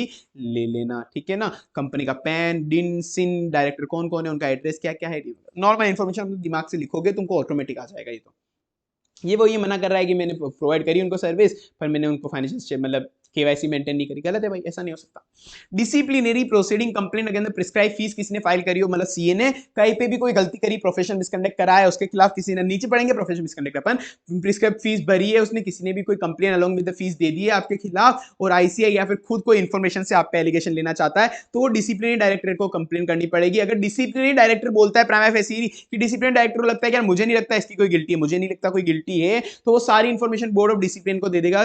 और अगर डिसिप्लिनरी बोर्ड ऑफ डिसिप्लिन भी मान गया कि हाँ यार इसकी कोई गलती नहीं है तो मैटर क्लोज कर दो, पर वो बोल रहा है रिजेक्ट कर दिया कि नहीं, वो बोल रहा है कि गलती है, तो वो डिसिप्लिनरी डायरेक्टर को बोलेगा फर्दर इन्वेस्टिगेट कर, या फिर अगर बड़ा वाला मैटर है, मतलब सेकंड शेड्यूल का मैटर है, तो वो बोलेगा डिसिप्लिनरी कमिटी को कि भाई तू कमिट कर। अगर फर्स्ट शेड्यूल वाला मैटर है तो बोर्ड ऑफ डिसिप्लिन को ही बोलेगा, यहाँ पे दे रखा है, अपन आएंगे नीचे, ठीक है ना। तो वो बोल देगा अपन को कि वापस से इन्वेस्टिगेट करो भाई, मुझे लग रहा है कोई ना कोई गलती है, पर डिसिप्लिनरी डायरेक्टर खुद बोल रहा है कि गिल्टी है, तो फर्स्ट शेड्यूल, अगर फर्स्ट शेड्यूल बोलते हैं कि छोटे वाले ऑफेंसेस है तो बोर्ड ऑफ डिसिप्लिन संभाल लेगा, पर सेकंड शेड्यूल या फिर दोनों शेड्यूल का है तो डिसिप्लिनरी कमेटी ही संभालेगी उसको। अगर ये बोल दे रिजेक्ट कि नहीं हमको नहीं लगता कोई गलती करी है, तो मैटर क्लोज कर दो। पर वो बोलता है कि नहीं हाँ भाई गलती करी है, तो वो इंक्वायरी करेंगे, अगर गिल्टी हो गया तो उसको सजा सुनाएंगे। तो फर्स्ट शेड्यूल और सेकंड शेड्यूल के हिसाब से क्या क्या सजा है, रिप्रीमेंट कर सकते हैं, उसकी मेंबरशिप वगैरह छीन सकते हैं, उसका नाम हटा सकते हैं मेंबरशिप से 3 महीने के लिए यहाँ पे, तो और यहाँ पे for any duration even permanently second schedule के अंदर, तो ठीक है, उस पर फाइन 1 लाख तक या फिर 5 लाख तक भर सकते हैं, ठीक है। फर्स्ट शेड्यूल और सेकंड शेड्यूल की बात हो रही है। और अगर मेरे को कोई भी उन्होंने मुझे पे कोई डिसिप्लिन एक्टिंग मतलब मेरे पे ले लिया, ऐसा कोई फाइन वगैरह कुछ भी ले लिया, तो मैं विद इन 90 डेज मैं अपने अपीलेट अथॉरिटी के पास जा सकता हूँ कि भाई साहब मेरे साथ गलत हुआ है, मैंने ये काम नहीं करा है, मैं अपील कर सकता हूँ, और अपील वाला बंदे को मेरे वो ऑर्डर जो पुराना दिया है कंफर्म मॉडिफाई से डिसाइड कर सकता है, पेनल्टी कम भी कर सकता है, बढ़ा भी सकता है, वो रिमिट कर सकता है वापस केस उन्हीं बंदों को कि वापस इसका देखो, या फिर कुछ भी वो ऑर्डर पास कर सकता है। अब अपना मेन काम आने वाला है शेड्यूल्स, जो 2 शेड्यूल है फर्स्ट एंड सेकंड शेड्यूल, अब यहाँ पे बहुत ज्यादा आएंगे अपने अपने यहाँ पे हमारा क्लोजेस के बीच में इंटरलिंकिंग वापस बोल देता हूं, तुम यहाँ पे बहुत कंफ्यूज होने वाले हो, पर मैं अभी तुमको बीच में परेशान नहीं करूंगा कि ये क्लोज से लिंक, ये क्लोज से लिंक, मैं जो बोल रहा हूं सुनते जाना, अच्छे समझते जाना, बिल्कुल एंड में, वीडियो के एंड में सब कुछ एक साथ समराइज कर दूंगा, तुम्हारे सारे की सारा दिमाग खुल जाएगा, तुमको सब कुछ समझ में आ जाएगा। एक शेड्यूल के अंदर फर्स्ट शेड्यूल में 4 है पार्ट है, सेकंड शेड्यूल के अंदर 3 पार्ट है, 4 पार्ट 3 पार्ट, इन 4 के अंदर 12 क्लोजेस, 2 क्लोजेस, 3 क्लोजेस, 2 क्लोजेस, ये 3 को 3 से याद कर लो, 2 को 2 से याद कर लो कि 2 सेकंड वाले पार्ट के अंदर 2 क्लोज है, तीसरे वाले पार्ट के अंदर 3 क्लोज है, बिल्कुल फालतू सी ट्रिक है पर ठीक है।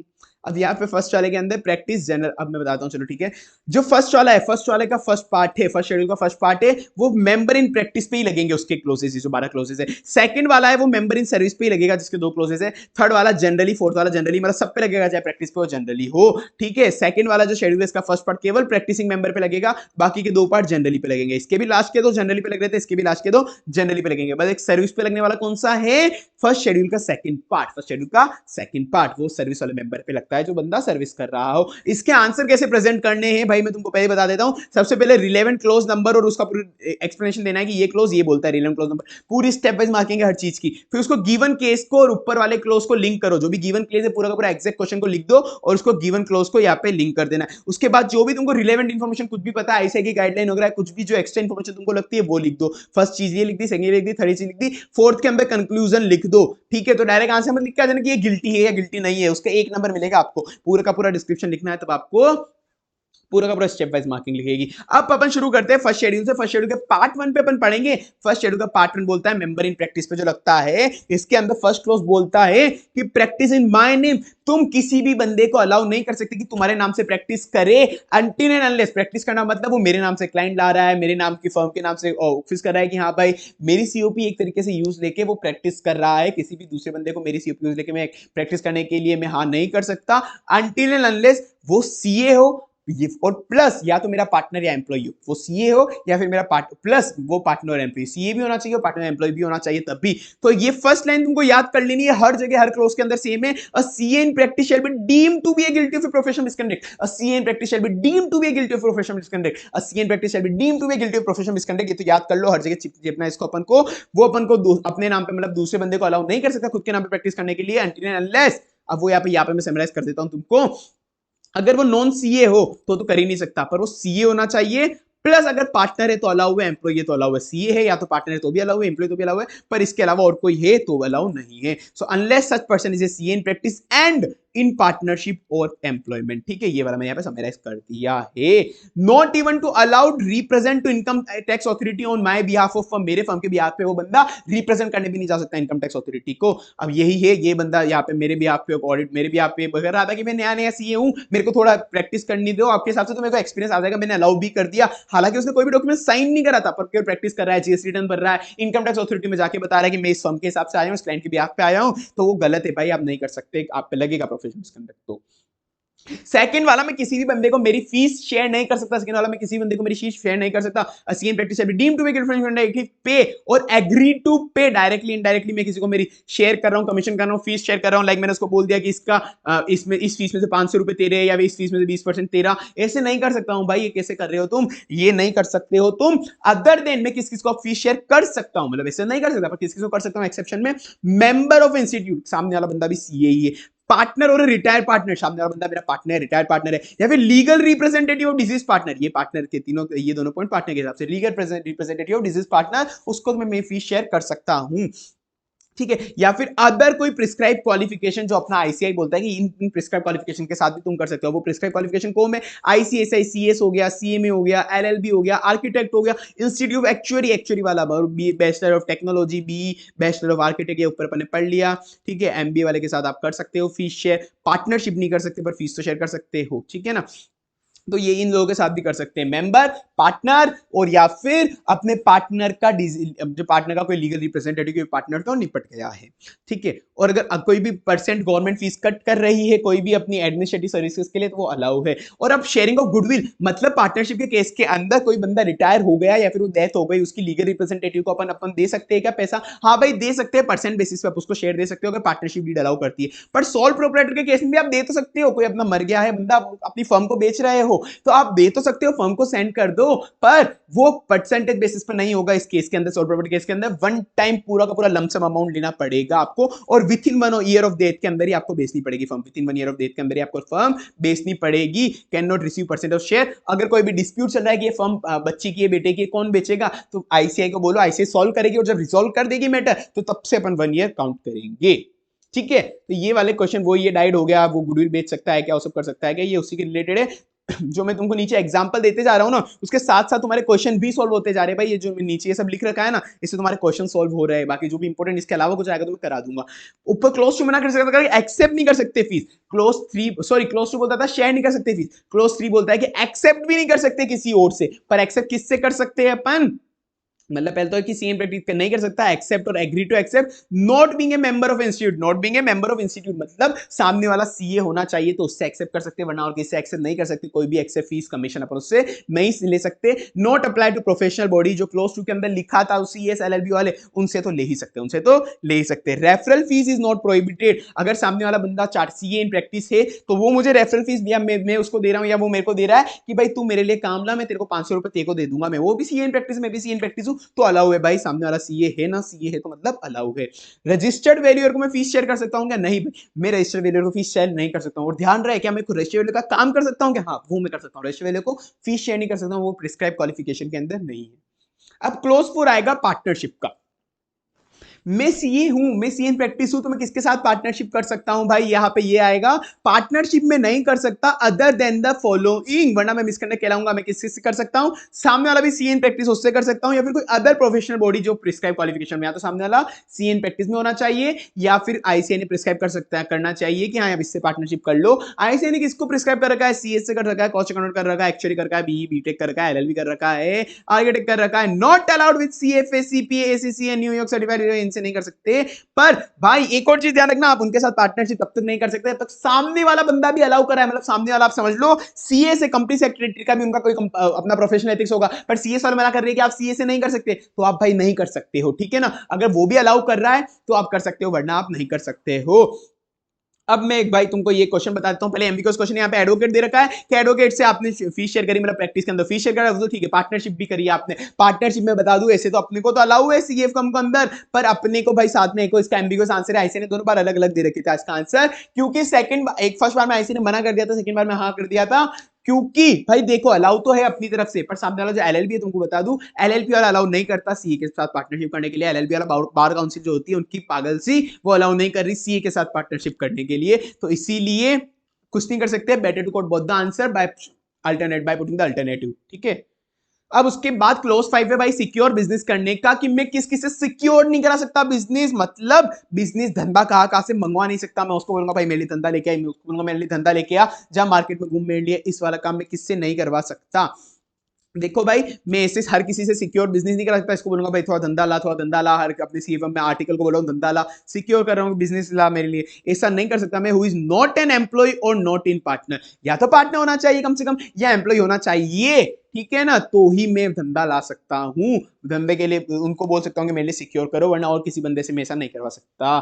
सो फिर क्लोज 6 और क्लोज 7 बहुत बड़े बड़े और इंपॉर्टेंट भी है। क्लोज 6 बोलता है सॉलिसिटेट और एडवर्टाइजमेंट मना है, आप अपना ऐसा नहीं कर सकते कि आप पान की दुकान के बाहर आप अपना बोर्ड लगा दो सीए फर्म का, CA Pappu and associate chartered accountant, और आपको बोल रहे हो कि एक पान खाले पे एक आईटीआर फ्री, या फिर एक आईटीआर बनाने पे एक पान फ्री। ऐसे प्रमोशन आप नहीं करा सकते भाई, अच्छा थोड़ी ना लगता है, ठीक है। पर ऐसा आपको नहीं करना, तो इसकी लैंग्वेज तुम याद कर लो, CA in practice shall be deemed to be guilty of professional misconduct, ठीक है, तो आपको पता है।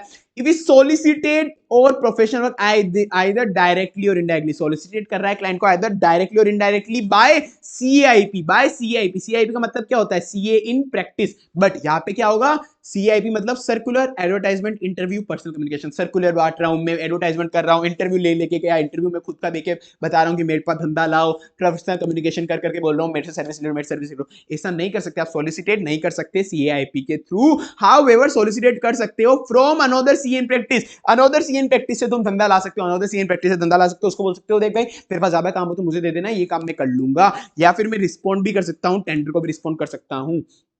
अब पॉइंट टू रिमेंबर में मैं रिस्पॉन्ड कब कर सकता हूं टेंडर को? अगर किसी ने टेंडर निकाला है कि आप हमको ऑडिटर चाहिए, आप भर दो, तो मैं कब भर सकता हूं? जब उन्होंने मेरे को मिनिमम फीस प्रिस्क्राइब करी है टेंडर के अंदर कि कम से कम आप इसकी, हम इस काम की आपको 1 लाख रुपए फीस देंगे ही देंगे मिनिमम। अगर उन्होंने मिनिमम फीस बताई, भाई ध्यान रखना मिनिमम वर्ड है यहाँ पे। एक क्वेश्चन आ गया था भाई जुलाई 21 के अंदर, वहां पे दे दिया था मैक्सिमम फीस दे रखी, मैक्सिमम में तो गलत है, मैक्सिमम फीस नहीं मिनिमम फीस होना चाहिए। मिनिमम फीस अगर उन्होंने दे रखी है तो मैं रिप्लाई कर सकता हूं, या फिर अगर मिनिमम फीस नहीं भी दे रखी, पर वो जो काम है टेंडर है वो सीए के अलावा बाकी प्रोफेशनल के लिए भी ओपन है, तो अपने कंपटीशन है बाकी प्रोफेशनल सीए के बीच में, तो आप भाई रिप्लाई करो, तो टेंडर आप भर दो चलेगा। और ईएमडी और सिक्योरिटी डिपॉजिट भरना भी अलाउ है। एडवर्टाइजमेंट में कर सकता हूं कि भाई नहीं भाई मैं एडवर्टाइजमेंट नहीं कर सकता, पर मैं ये चीज अगर हो जाए, मेरा पार्टनरशिप में चेंज हो जाए, एड्रेस चेंज हो जाए, मेरा टेलीफोन नंबर चेंज हो जाए, तो मैं मेरे लिमिटेड एरिया के अंदर एक सर्कुलर या फिर पब्लिकेशन एडवर्टाइजमेंट मैं दे सकता हूं कि भाई मेरा हो गया, न्यूज़पेपर में बता सकता हूं मेरा पार्टनरशिप ये गया, पार्टनरशिप में नया बंदा आ गया, एड्रेस टेलीफोन मेरा चेंज हो गया, पर वो लिमिटेड एरिया ऑफ डिस्ट्रीब्यूशन होना चाहिए, ये नहीं पूरे इंडिया के अंदर बंटवा दिया।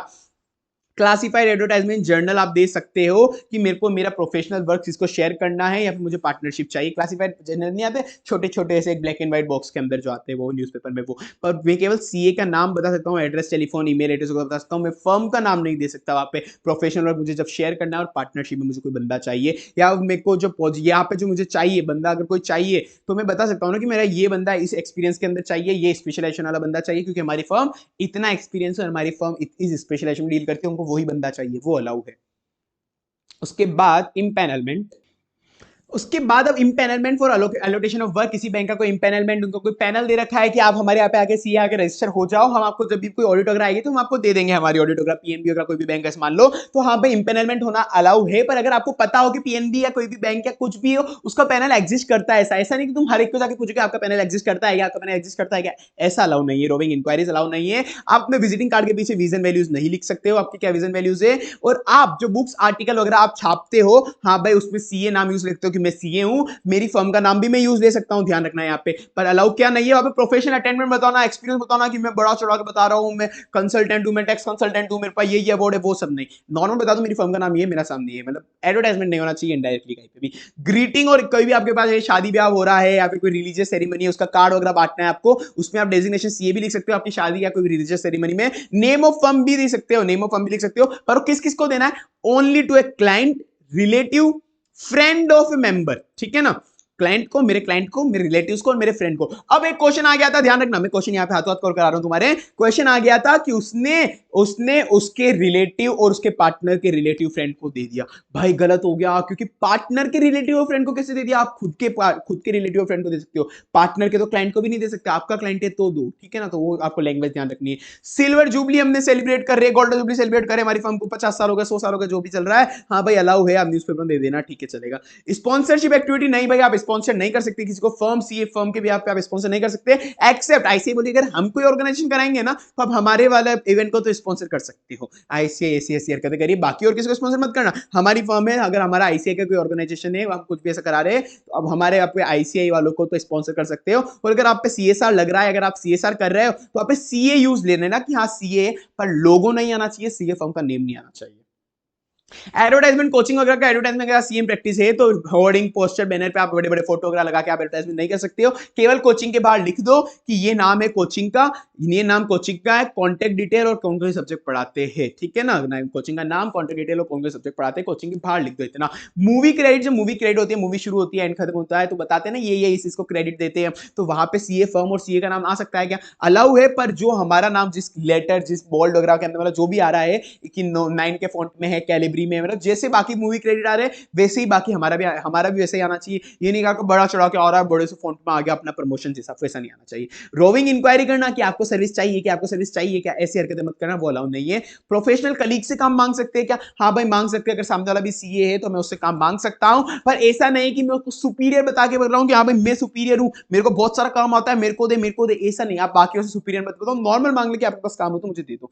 Scope of representation section 140 section 4, important question आता है, हाँ भाई अलाउ है, जब आपको जब रीअपॉइंट करने की बारी आती है, आप किसी कंपनी के अंदर आप ऑडिटर हो, आपको रीअपॉइंट करने की बारी आती है, आपको एक रिप्रेजेंटेशन देना पड़ता है शेयर होल्डर को कि मैं विलिंग हूं कंटिन्यू होने के, बस इतना दे दो, लेटर दे दो उनको कि हाँ भाई मैं विलिंग हूं कंटिन्यू होने के लिए, ये अलाउ है। पर अलाउ क्या नहीं है, वो अपने लेटर के अंदर बिना फालतू की बातें कर रहा है कि वो बोल रहा है कि मैनेजमेंट तो खराब है, मैंने तुम्हारी कंपनी सुधार दी, वो कर दी, वो कर दी, ये सब फालतू बातें मत कर, केवल इतना बता मैं विलिंग हूं, बाकी बातें करना अलाउ नहीं है, ऐसी सॉलिसिटेड नेचर की डेरोगेटरी रिमार्क वाली। एक्सेप्टेंस ऑफ कोई बंदा, कोई आपका सीए फर्म, कोई दूसरा बंदा सीए, इंपॉर्टेंट एक क्वेश्चन आया हुआ है, कोई एक सीए है, आपको कोई सीए फ्रेंड, आप भी सीए, दोनों सीए हो, वो बंदा आपके पास कोई क्लाइंट लाया था कि ये सर्विस तू इसको दे दे, इस बार मैं नहीं दे रहा, इस बार ये सर्विस तू दे दे क्लाइंट, इस मेरे क्लाइंट को, तो अगर वो क्लाइंट डायरेक्ट अगली बार आपके पास ही आ जाए चला के, तो आपको वो ओरिजिनल वर्क आपको एक्सेप्ट नहीं करना है कि भाई उसको बोल कि उसी के थ्रू आया, मेरे फ्रेंड के थ्रू या सामने वाला सीए उसी के थ्रू आप ओरिजिनल वर्क के लिए। पर अगर वो क्लाइंट आपके पास दूसरा वर्क लेके आया, तो पहले जीएसटी की सर्विस दी थी, और कि आप इस पर इनकम टैक्स ही दे दो, तो मैं ले सकता हूं, वो ओरिजिनल वर्क नहीं, वो अदर देन है, तो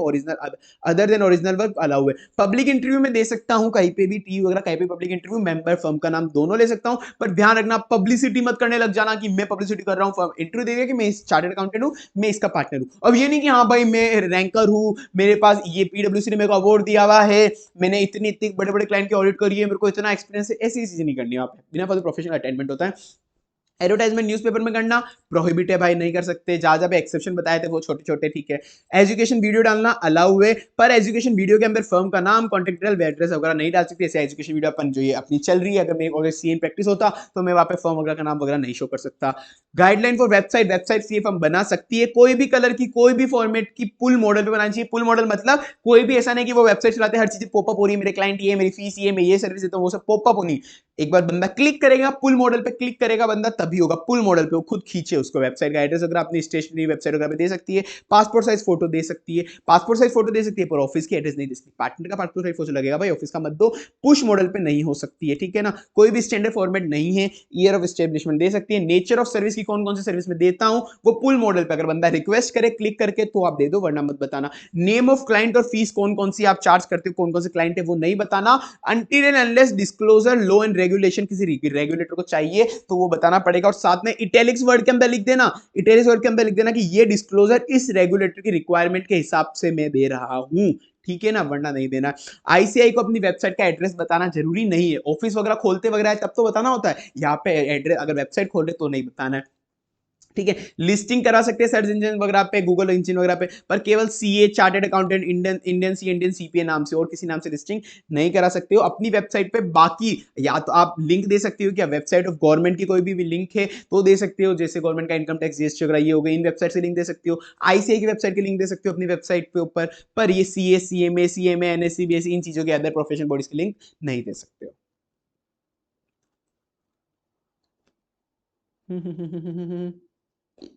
पुश मॉडल पे नहीं चल सकती वेबसाइट, मतलब सब मैंने क्वेश्चन कवर कर दिए तुम्हारे। अब कोई और भी आ जाए, जैसे टीवी इंटरव्यू के अंदर बायोडेटा फर्म दे दिया, अलाउ है फर्म का बायोडेटा देना, पर वो अचीवमेंट बता रहा है भाई, पब्लिसिटी हो गई तो अलाउ नहीं है। फोटोग्राफ दे रहा है वो फर्म के अंदर, कोई नहीं कि ओपनिंग सेरेमनी हमारी फर्म की न्यूज़पेपर में फोटोग्राफ छपा रहा है, हट भाई पागलों से हरकतें कर रहा है। सर्वर लेटर लिख रहा है कोऑपरेटिव सोसाइटी को कि हमको कोई काम नहीं मिला, कोई काम नहीं मिला, रोविंग इंक्वायरी कर रहा है, गलत है, अलाउ नहीं है। ये मैंने जो तुमको बोला था ना, कार्ड दे सकते हो, वो relative of both the partner को नहीं दे सकते हो भाई, केवल खुद के रिलेटिव पार्ट क्लाइंट वगैरह को दे सकते हो। अब क्लोज 7 आता है एडवर्टाइजमेंट प्रोफेशनल अटेंडमेंट, एडवर्टाइजमेंट प्रोफेशनल अटेंडमेंट। अब ये बोलता है कि आपको प्रोफेशनल अटेंडमेंट वगैरह आप नहीं बता सकते, अपना डेजिग्नेशन चार्टर्ड अकाउंटेंट के अलावा और कुछ भी नहीं लिख सकते, ठीक है ना। तो एडवर्टाइज प्रोफेशनल अटेंडमेंट करना मना है। यूजेस डेजिग्नेशन और expression other than chartered accountant मना है। प्रोफेशनल अटेंडमेंट नहीं बता सकता, मेरी क्वालिफिकेशन प्रोफेशनल अटेंडमेंट बड़ी बड़ी ऐसी मैं नहीं कर सकता हरकतें, कोई भी डेजिग्नेशन चार्टर्ड अकाउंट के अलावा नहीं बता सकता। डेजिग्नेशन मतलब क्या होता है, कुछ भी डेजिग्नेशन जो अपने ऊपर पढ़ा था ना, नीचे कॉस्ट अकाउंटेंट लिख रहा हूं मैं, इनकम टैक्स कंसल्टेंट लिख रहा हूं, एडवाइजर इशू लिख रहा हूं, ये सब नहीं कर सकता मैं, ठीक है। However recognised degree of university use ऊपर अपन ऑलरेडी पढ़ चुके हैं। क्लोज 6 एंड क्लोज 7 बहुत हद तक सिमिलर है। आंसर जब भी आए आईसीआई जनरली क्लोज 6 क्लोज 7 दोनों एक साथ लगा के देती है, तुमको भी दोनों दोनों एक साथ लिखने हैं, ठीक है। एडवर्टाइजमेंट राइटअप के थ्रू मैं कर सकता हूं, वो आएगा, वो बाद में पढ़ते हैं, चलो अपन वो नीचे आएगा। अदर डेजिग्नेशन यूज लेना अलाउ नहीं है, income tax consultant corporate level वगैरह ये अलाउ नहीं है कि मैं इनकम टैक्स कंसल्टेंट कॉर्पोरेट ले रहा हूं, पर ये डेजिग्नेशन आप अलाउ है, ये ले सकते हो। Insolvency professional, register valuer, important ध्यान रखना, ये डेजिग्नेशन आप यूज ले सकते हो, register valuer professional. Date of setting का प्रैक्टिस आप नहीं बता सकते कहीं पे भी प्रोफेशनल डॉक्यूमेंट के अंदर। एडोब मैं सीएस और सीएमए की प्रैक्टिस भी कर सकता हूँ क्या, सीए होके, हाँ भाई मैं कर सकता हूँ, but can't use designation chartered accountant, but can't use designation chartered accountant, और दोनों की दोनों सीओपी एक साथ हेल्ड नहीं रह सकता, दोनों की दोनों एक साथ सीओपी में हेल्ड नहीं रह सकता जब तक सामने वाली बॉडी भी अलाउ नहीं करे। सक्सेस ऑफ एग्जामिनेशन, हाँ भाई कोई सीए आर्टिकल एम्प्लॉय कोई पास हो गया सीए वगैरह का नॉर्मल, आप ठीक है न्यूज़पेपर वगैरह में छपवा देना, पर आप पब्लिसिटी मत कर लेना जाना अपनी फर्म की। अपीयर वो सीए इलेक्ट्रॉनिक मीडिया वगैरह के अंदर आके इंटरव्यू दे रहे हैं, फर्म का नाम भी बता सकते हो, पर वो ही भाई बिना फालतू की बड़ा चढ़ा के बातें मत करना, फर्म की पब्लिसिटी मत करना। पब्लिक इंपॉर्टेंस वाली सीट एमपी एमएलए वगैरह में बन सकता हूँ, वहां पे मेरा सीए फर्म यूज ले सकता हूँ, सीए फर्म का नेम यूज नहीं ले सकता। तुम कंफ्यूज हो रहे होंगे साथ ही कि सीए फर्म का यूज ले सकते हैं, नेम आदि के नहीं कर सकते, मैंने बोला एंड में आने दो वीडियो को, सब कुछ समराइज कर दूंगा, सब कुछ मस्त रहो। साइन बोर्ड बाहर बोर्ड लगाता हूं वो मैं ले सकता हूं खुद की डिस्क्रिप्शन के हिसाब से गुड टेस्ट का, पर मुझे अलाउ नहीं है ग्लो बोर्ड और बड़े बड़े बोर्ड लगा रहा हूं भाई, पीले पीले कलर के बड़े बड़े बोर्ड लगा दिए ग्लो, ऐसा नहीं चलेगा।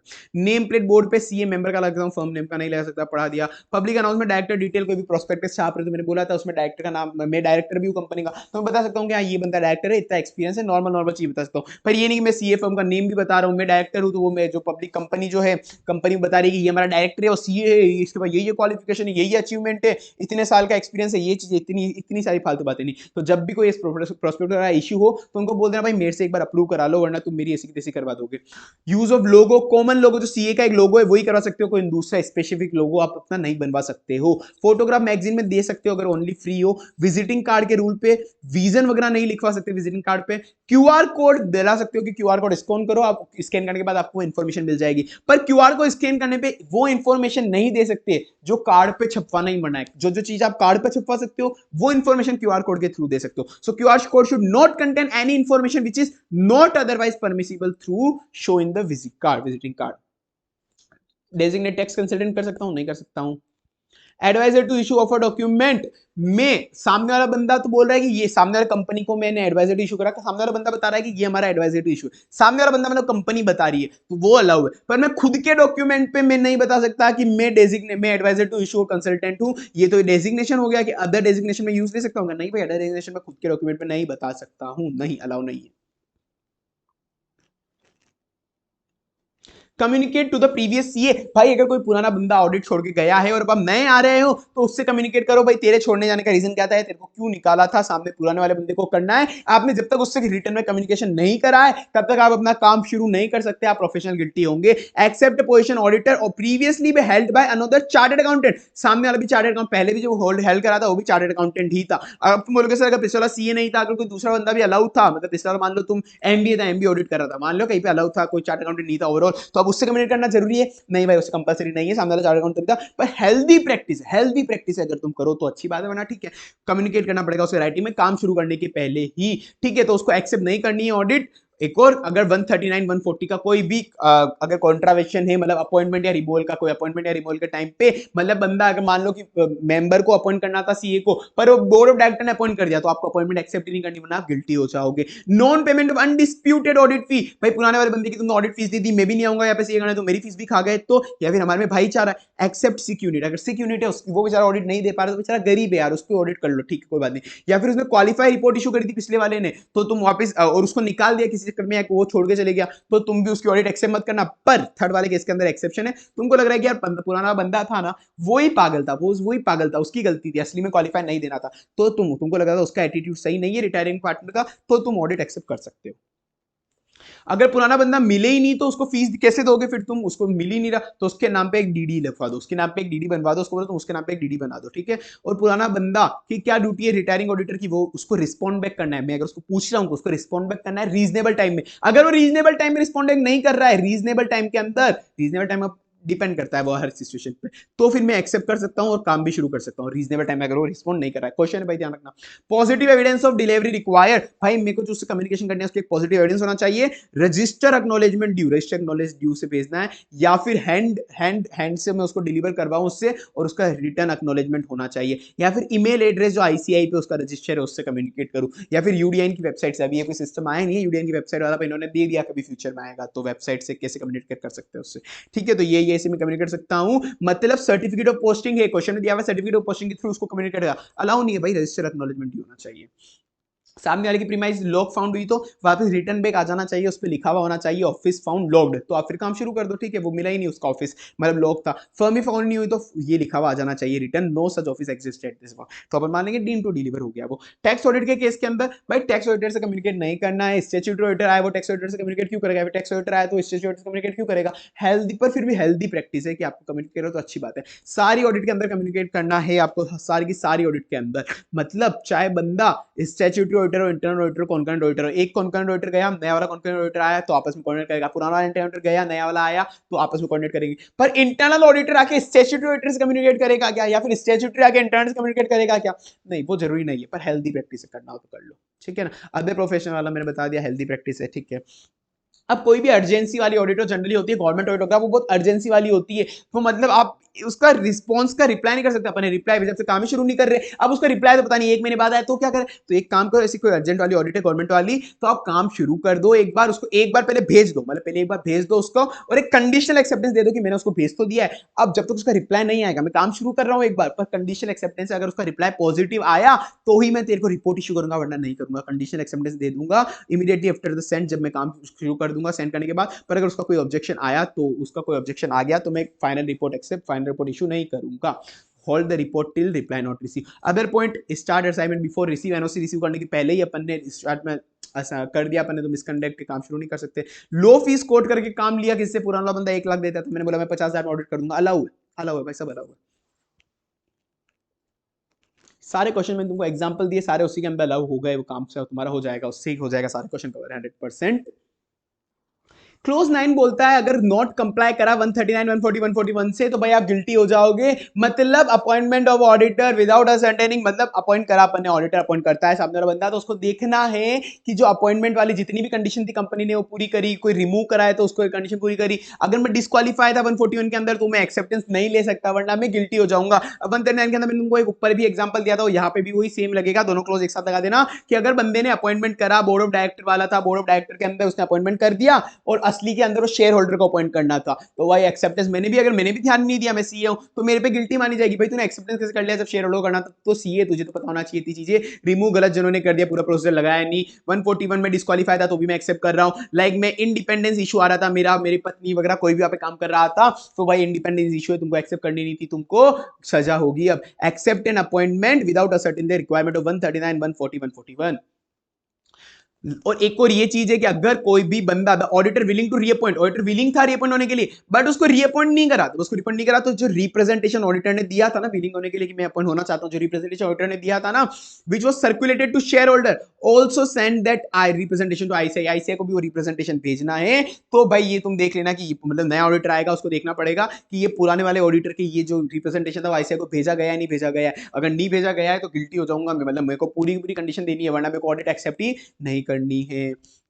सम example, accepted assignment when director is relative और ऑडिटर, मतलब 141 में मैं डिस्क्वालीफाई हूं ना भाई, इंडिपेंडेंस इशू है तो भी मैं कर रहा हूं। फर्स्ट टाइम ऑडिटर को इसको बोर्ड ऑफ, ये देखो बोर्ड ऑफ डायरेक्टर को अपॉइंट कर रहा है, first time auditor board of director appoint कर सकता है, मतलब कोई डायरेक्टर अपॉइंट कर रहा है sorry institute of board of director, गलत है। और यहाँ पे कैजुअल वैकेंसी का केस नहीं है, अदर देन कैजुअल वैकेंसी के बेस के अंदर बोर्ड ऑफ डायरेक्टर अपॉइंट कर रहा है, नहीं भाई बोर्ड ऑफ डायरेक्टर अपॉइंट नहीं कर सकता, वो केवल कैजुअल वैकेंसी और फर्स्ट टाइम पे कर सकता है, बाकी शेयर होल्डर करेगा, ये गलत है, ये सारी रिक्वायरमेंट मुझे देखनी है। अब क्लोज 10 बोलता है कि तुम किसी से भी फीस परसेंट ऑफ प्रॉफिट या फिर कंटिजेंट अपॉन फाइंडिंग पे नहीं चार्ज कर सकते। मतलब मैं एक्सेप्ट हो कर रहा हूं या फिर ऑफर टू एक्सेप्ट कर रहा हूं कि आप मुझे फीस दे देना आपके फ्यूचर में होने वाले प्रॉफिट पे, क्लाइंट को बोलोगे आपको जितना फ्यूचर में प्रॉफिट होगा किसी भी तरीके से मेरी सर्विस से आपको जो भी प्रॉफिट मिलेगा फ्यूचर में उसके बेसिस पे, या फिर कंटिजेंट अपॉन फाइंडिंग, कोई फाइंडिंग बाद में मेरे को सर्विस दे रहा हूं उसका रिजल्ट अभी तक अननोन, जो रिजल्ट आएगा जो फाइंडिंग आएगी उस हिसाब से आप मुझे दे देना, जितनी आपकी असेट में सेल कर रहा हूं तो असेट सेल पे जो भी आपको वैल्यूएशन पे रुपए मिलेगा उस हिसाब से दे दूंगा मैं। तो भाई अगर ऐसा कोई भी कंटिजेंट अपॉन फाइंडिंग या परसेंटेज ऑफ प्रॉफिट वगैरह हिसाब से है तो आप गिल्टी हो, ऐसे परसेंट वाले काम मत करो भाई, अच्छा नहीं लगता है। पर अगर फीस कोई परसेंट वाइज भी फिक्स कर दी पर ट्रिब्यूनल ने फिक्स कर दी तो यार ट्रिब्यूनल ने कर दिया कुछ नहीं कर सकते, वो परमिट है। पर कुछ एक्सेप्शन जो परसेंट वाइज या कंटिजेंट अपॉन फाइंडिंग के अंदर भी अपन एक्सेप्ट कर सकते हैं वो है VRCCDFC प्लस ये दो तीन और है, पहले ये देखो VRCCDFC, VRCCDFC मतलब परसेंट बेसिस या फिर कंटिजेंट बेसिस पे मैं ले सकता हूं, मैं वैल्यूअर हूं डायरेक्ट टैक्स बेसिस पे, purpose of direct tax and duty other basis पे मैं वैल्यूएशन कर रहा हूं किसी की, और वो जो परसेंटेज ऑफ जिसकी मैंने वैल्यू करी है वैल्यूएशन करा है उसकी परसेंटेज ऑफ वैल्यूएशन के हिसाब से मैं प्रॉफिट ले रहा हूं। Like goodwill for the income tax purpose मान लो उसकी वैल्यूएशन मैंने करी सीए ने, तो मैं परसेंटेज ऑफ गुडविल जो भी निकली उसका मैं पैसा ले सकता हूं, कोई दिक्कत नहीं है। रिसीवर और लिक्विडेटर हूं तो मैं परसेंट ऑफ रियलाइजेशन पे ले सकता हूं। कॉपरेटिव सोसाइटी हो तो percentage of paid up share capital working capital के हिसाब से मैं पैसा ले सकता हूं कॉर्पोरेटिव सोसाइटी से। मतलब मैनेजमेंट कंसल्टेंसी सर्विस दे रहा हूं तो मैं percent of the contingent upon finding से ले सकता हूं पैसा। डेट रिकवरी सर्विसेज दे रहा हूं मैं तो परसेंटेज ऑफ डेट रिकवर, पर डेट रिकवरी सर्विसेज में नहीं दे सकता, पर कंसल्टिंग दे रहा हूं मैं उनको डेट रिकवर कैसे करना चाहिए वैसा वाला, ये नहीं मैं खुद ही वसूली भाई बन के जा रहा हूं, ठीक है ना। तो मैं परसेंटेज ऑफ डेट रिकवर के बेसिस पे ले सकता हूं। तो VRCCDFC, वी से वैल्यूअर, आर से रिसीवर, सी से वापस कॉपरेटिव सोसाइटी, सी से कंसल्टेंसी, VRCCD, डी से डेट रिकवरी, एफ से सॉरी सॉरी सी से कंसल्टेंसी, सी से और कॉर्पोरेटिव सोसाइटी दो है, सी से कंसल्टेंसी भी है, सी से कॉर्पोरेटिव सोसाइटी भी है, एफ से यहाँ पे फंड रेजिंग होना चाहिए, कहाँ पे गया ये रहा फंड रेजिंग हो गया, डी से डेट रिकवरी हो गया, एफ से फंड रिकवरी, डी से डेट रिकवरी हो गया, ठीक है ना। डेट रिकवरी यहाँ पे सर्टेन फंड रेजिंग, कुछ फंड रेजिंग सर्विसेज के केस में आप ले सकते हो कि आप क्लाइंट को पैसा दिलवा रहे हो, पर सर्टेन वाला वर्ड इन्होंने यहाँ पे अभी तक बताया नहीं कि सर्टेन का मतलब क्या है। तो अगर ऐसा कुछ भी आ जाए कि फंड रेजिंग सर्विसेज क्लाइंट को लोन दिलवाया तो गलत है भाई, प्रोफेशनल मिसकंडक्ट, आपको आपको लोन नहीं दिला सकते, ये पॉइंट एक तरह से इग्नोर मार देना, ठीक है। और कॉस्ट ऑप्टिमाइजेशन सर्विस में भी आप परसेंट ऑफ बेसिस ले सकते हो, और ये दो चीजों में भी इंसॉल्वेंसी प्रोफेशनल हो या फिर नॉन अश्योरेंस सर्विसेज दे रहे हो, इंश्योरेंस प्रोफेशनल हो या फिर नॉन अश्योरेंस सर्विसेज दे रहे हो तो आप परसेंटेज फीस ले सकते हो। हो गया। अब एक्टिंग ऐसे लिक्विडेटर, लिक्विडेटर में रियलाइजेशन ऑफ असेट के हिसाब से मैं ले सकता हूं, गिल्टी नहीं हूं। इनकम टैक्स अपील के अंदर जो एक्सपेक्टेड बेनिफिट मिलने वाला है उसको उस हिसाब से मैं पैसा चार्ज कर रहा हूं, गिल्टी हूं भाई, मैं परसेंटेज पे बाकी नहीं ले सकता, ये एक्सेप्शन में नहीं आता है। अदर बिजनेस एंड प्रोफेशन, अब ये भी इंपॉर्टेंट है भाई, अदर बिजनेस क्लोज 11 बोलता है, क्लोज 11 बोलता है एक के एक, केवल मैं एक बिजनेस ही करता हूं, एक के साथ एक और बिजनेस में नहीं कर सकता। क्लोज 11 क्या बोलता है, दूसरा मैं अगर चार्टर्ड अकाउंटिंग प्रैक्टिस कोई दूसरा धंधा नहीं समझ सकता, दूसरे काम में अपने आप को इन्वॉल्व नहीं कर सकता हूं, या फिर दूसरा एम्प्लॉयमेंट भी नहीं कर सकता हूं मैं, ठीक है, पीसीएम प्रैक्टिस हो तो मैं, तो engage in any other business occupation में मैं हुआ अनलेस परमिशन काउंसिल से ले लिया, तो जनरल परमिशन है, स्पेशल परमिशन है, अभी नीचे पढ़ेंगे, तो अलाउ है, वरना मैं दूसरे बिजनेस ऑक्यूपेशन में नहीं ले सकता, गिल्टी हो जाऊंगा। पर मैं डायरेक्टर तो बन सकता हूं, किसी का भी डायरेक्टर बन सकता हूं, किसी भी कंपनी का, मैं सीएन प्रैक्टिस हूं तो भी किसी भी कंपनी का डायरेक्टर मैं बन सकता हूं, ये अलाउ है। बट डायरेक्टर बन रहा हूं तो ध्यान रखना, कोई पार्टनर आपका उसमें इंटरेस्टेड नहीं है, ऑडिटर हो आप, वो ऑडिटर है और आप वहां पे डायरेक्टर बन के जा रहे हो तो भाई गिल्टी हो जाएगा, ऐसा अलाउ नहीं है। पर डायरेक्टर भी बन सकता हूं अदर देन एमडी और डब्ल्यूटीडी, भाई वो तो होल टाइम डायरेक्टर होते हैं ना, एक तरह से होल टाइम तो इन्वॉल्व नहीं हो सकता, डायरेक्टर बन सकता हूं अदर देन एमडी और डब्ल्यूटीडी। एमडी और डब्ल्यूटीडी बनना है तो स्पेशल परमिशन आईसीआई की लगेगी, स्पेशल परमिशन। अब कुछ कुछ चीजों के लिए जनरल परमिशन दे रही है कि भाई आप ये चीजें कर सकते हो, आप हमारे परमिशन लेने की जरूरत नहीं है, ठीक है। मैं एम्प्लॉयमेंट किसी के अंदर एम्प्लॉयमेंट कर सकता हूं, जो बाकी सीएन प्रैक्टिस है उसके अंदर एम्प्लॉयमेंट कर सकता हूं। प्राइवेट ट्यूटरशिप दे सकता हूं कि घर पे एक दो बच्चों को बुला के प्राइवेटली मैं पढ़ा दूं, ऐसा नहीं कि भाई मैं कोचिंग के साथ एसोसिएट हो रहा हूं, प्राइवेट ट्यूटरशिप, घर पे एक दो बच्चे आ रहे हैं उनको यूं ही पढ़ा रहा हूं, मतलब घर पे किसी कोचिंग के साथ एसोसिएट नहीं हूं। ऑथरशिप क्रिएट कर सकता हूं कोई भी book article, any type of book. Editorship of only, authorship मतलब क्रिएट करना बुक्स आर्टिकल, एडिटरशिप मतलब एडिट और पॉलिश करना, किस ओनली प्रोफेशनल मैगजीन, ये तो कोई भी बुक आर्टिकल, पर एडिटरशिप ओनली प्रोफेशनल मैगजीन, कोई भी मैगजीन वगैरह की नहीं कर सकता मैं, प्रोफेशनल जर्नल की कर सकता हूं मैं। होल्डिंग एलआईसी, एलआईसी की एजेंसी है for a limited purpose of renewal of commission, for a limited purpose of renewal commission, कोई भी एग्जाम वगैरह में दे सकता हूं, एमपी में बन सकता हूं, ऑनरी ऑफिस बन सकता हूं, किसी भी ऑनरी ऑफिस में होल्ड कर सकता हूं सीट वगैरह, चैरिटेबल ऑर्गेनाइजेशन के, notary public, justice of peace, special executive magistrate बन सकता हूं, part time tutorship under coaching of institute, मतलब आईसीआई के अंदर पार्ट टाइम कोचिंग इंस्टीट्यूट में मैं जा सकता हूं, आईसीआई के अंदर क्लासेस लेने, वैल्यूअर वगैरह बन सकता हूं, सर्वेयर, लॉस इंश्योरेंस एक्ट के अंदर, recovery consultant of A banking sector, और एग्रीकल्चर खेती बाड़ी कर ही सकता हूं भाई, वो तो भारत का सिद्धांत है। स्पेशल परमिशन लेनी पड़ेगी, इनके अलावा ऊपर वाले काम के अलावा हर काम के लिए स्पेशल परमिशन लेनी पड़ेगी। Full time part time employment में अगर कहीं पे कर रहा हूं तो एमडी डब्ल्यूटीडी बनना है, तो फैमिली बिजनेस के अंदर मेरे को कभी इंटरेस्ट आ गया है तो फैमिली बिजनेस चलाना है मुझे, कोई भी एजुकेशन इंस्टीट्यूट के अंदर अगर मैं इंटरेस्ट ले रहा हूं, मतलब उसको मैं टीचर बन रहा हूं या कुछ भी ऐसा कर रहा हूं, लेक्चरशिप दे रहा हूं मैं अदर देन आईसीआई के, अदर देन आईसीआई के हिसाब से कहीं पे भी लेक्चर देने जा रहा हूं मैं कोई दूसरी इंस्टीट्यूट के अंदर, कोई भी अदर अदर ऑक्यूपेशन कोई भी, ठीक है। मेरे को कभी फैमिली बिजनेस में एक्वायर आ गया कि मतलब इनहेरिटेंस बिजनेस आ गया, इनहेरिटेंस आ गया कि अब कोई बचा नहीं तो मुझे संभालना पड़ेगा, ऐसा कुछ हो जाए, तो फिर मुझे क्या करना है भाई, मुझे आईसीआई से परमिशन लेनी है और आईसीआई को मुझे बताना है कि मेरे बिजनेस साथ हो गया पर मैं इसमें एक्टिवली इन्वॉल्व नहीं हूँ, मुझे उससे परमिशन भी लेनी है और उसको बताना है कि मैं इसमें एक्टिवली इन्वॉल्व नहीं हूँ। प्रोप्राइटर पार्टनरशिप या किसी भी एचयूएफ वगैरह के अंदर आ गया तो उसको बताना है कि ये result of inheritance succession partition में आया है, मैं एक्टिवली इंगेज नहीं हूँ। लाइक इसका एग्जाम्पल ये क्वेश्चन भी है, इसके भाई ध्यान रखना, तुम स्लीपिंग पार्टनर हो किसी फैमिली बिजनेस में, पार्टनर हो, पार्टनर तो भाई नहीं रिक्वायर, परमिशन रिक्वायर, ऐसा रिक्वायर है वरना गिल्टी हो जाओगे, ठीक है ना। और अगर तुम डायरेक्टर हो उसी अपने फैमिली बिजनेस के अंदर, डायरेक्टर होना तो काय पे भी अलाउ है, तो भाई अलाउ है, वो तो अलाउ हो जाएगा, रिक्वायर नहीं है परमिशन। टीचिंग इंस्टीट्यूट वाला मैंने यहाँ पे समराइज कर दिया, ऑनरी बन सकता है किसी भी टीचिंग इंस्टीट्यूट का, प्राइवेट ट्यूटरशिप कर सकता है, interest in any education institute, अगर किसी भी एजुकेशन इंस्टीट्यूट में एजुकेशन लेना है किसी फर्म कोचिंग वगैरह के अंदर तो स्पेशल परमिशन चाहिए होगी। एम्प्लॉयमेंट फॉर टीचिंग, अगर आईसीआई से करा रहा हूं मैं पार्ट टाइम टीचिंग, आईसीआई के अंदर जाके कर रहा हूं, अलाउ है। आईसीआई फुल टाइम टीचिंग खुद ही नहीं करती, करवाने देती, तो अलाउ ही नहीं है। अदर कोचिंग के अंदर ना तो मैं पार्ट टाइम कर सकता हूं, फुल टाइम कर सकता हूं, स्पेशल परमिशन चाहिए। ठीक है, चलो नीचे, डेरिवेटिव ट्रेडिंग भी नहीं कर सकता भाई मैं, तुमको पता है डेरिवेटिव बिजनेस, तुमको चलो पता होगा, एफएनडो का, एफएनडो का अगर तुम ट्रांजेक्शन करते हो तो उसको बिजनेस कहलाते हो डेरिवेटिव, नहीं पता है तो भाई कुछ नहीं कर सकते, अभी जान लो, तो वो भी अलाउ नहीं है। S limited, statutory auditor of S limited, और director of holding company, director of holding company क्या ऑडिट कर सकता है, स्टैट्यूटरी सब्सिडरी की ऑडिट कर सकता है क्या डायरेक्टर ऑफ होल्डिंग कंपनी, तो वो नहीं भाई, ऐसा कंपनी से तो कहीं मना नहीं कर सकता, कर सकते हो, कंपनी से कहीं पे भी मना नहीं करता, क्लोज 11 भी ऐसा मना नहीं करता कि नहीं कर सकते हो, ठीक है ना। अगर खुद ही डायरेक्टर है तो खुद ऑडिटर नहीं बन सकता, पर अगर भाई डायरेक्टर तुम होल्डिंग का हो, ऑडिटर सब्सिडी का बनो, ऐसे तो अलाउ है। पर भाई आईसीआई ने उसमें भी टांग अड़ा दी देके कि भाई जो इंडिपेंडेंस, ऐसे तो अलाउ है, ऐसे ही बोला है, पर इंडिपेंडेंस को बहुत ज्यादा स्ट्रिक्टली मानेंगे हम और ये भी अलाउ नहीं करेंगे, और एक्स्ट्रा बोल रहा है आईसीआई, ठीक है। ये मैंने ऊपर तुमको पढ़ा दिया था एग्जांपल में, वही है। Sign by other CA partner, इसको तुम क्लोज वन से लिंक करोगे, बाद चलो लिंकेज का काम मैं बाद में कर दूंगा, क्लोज वन के अंदर इसको लिंक करना पड़ेगा अपन को कि अगर मैं मेंबर नहीं हूं, मतलब मैं कोई भी मेरे अगर फर्म है तो मैं किसी दूसरे बंदे से साइन नहीं करवा सकता हूँ, मुझे ही साइन करना पड़ेगा। पर दूसरा बंदा भी मेरे बिहाफ पे साइन कर सकता है, फाइनेंशियल स्टेटमेंट, P&L रिपोर्ट वगैरह। कौन कौन बंदा मेरे बिहाफ पे या मेरी फर्म के बिहाफ पे साइन कर सकता है?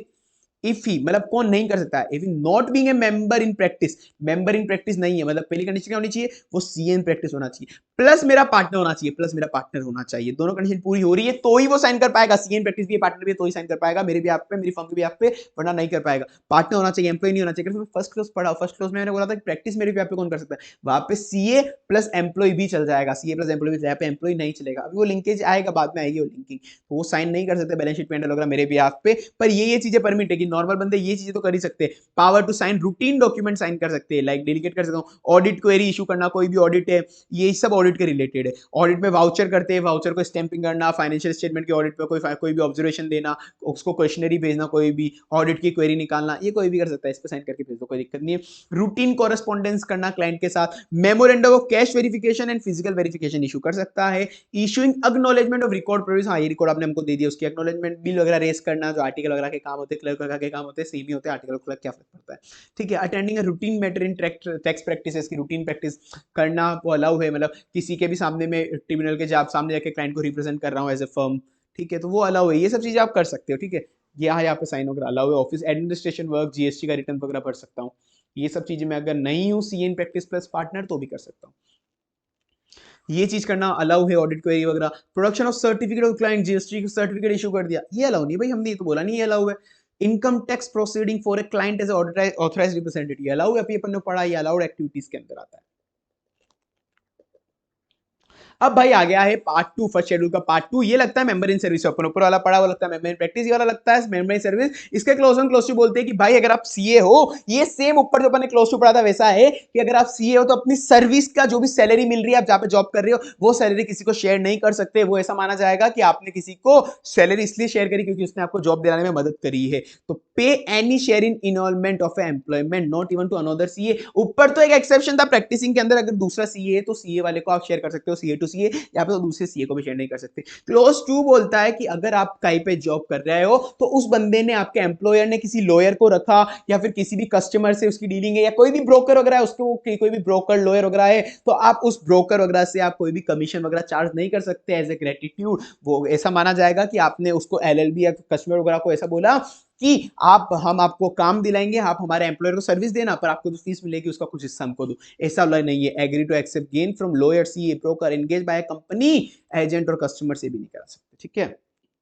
एज ए कमीशन और ग्रेटिफिकेशन माना जाएगा उसको। अब पार्ट थ्री जो है फर्स्ट शेड्यूल का, वो सब पे लगेगा, चाहे प्रैक्टिस में हो या फिर वो सर्विस के अंदर हो। क्लोज 1 2 3 तीन क्लोज से फर्स्ट वाला बोलता है कि अगर आप फेलो मेंबर नहीं हो, फिर भी बोल रहे हो कि मैं फेलो मेंबर हूँ, एफसी नहीं हूँ, फिर बोल रहा हूँ मैं एफसी हूँ, तो आप गिल्टी हो।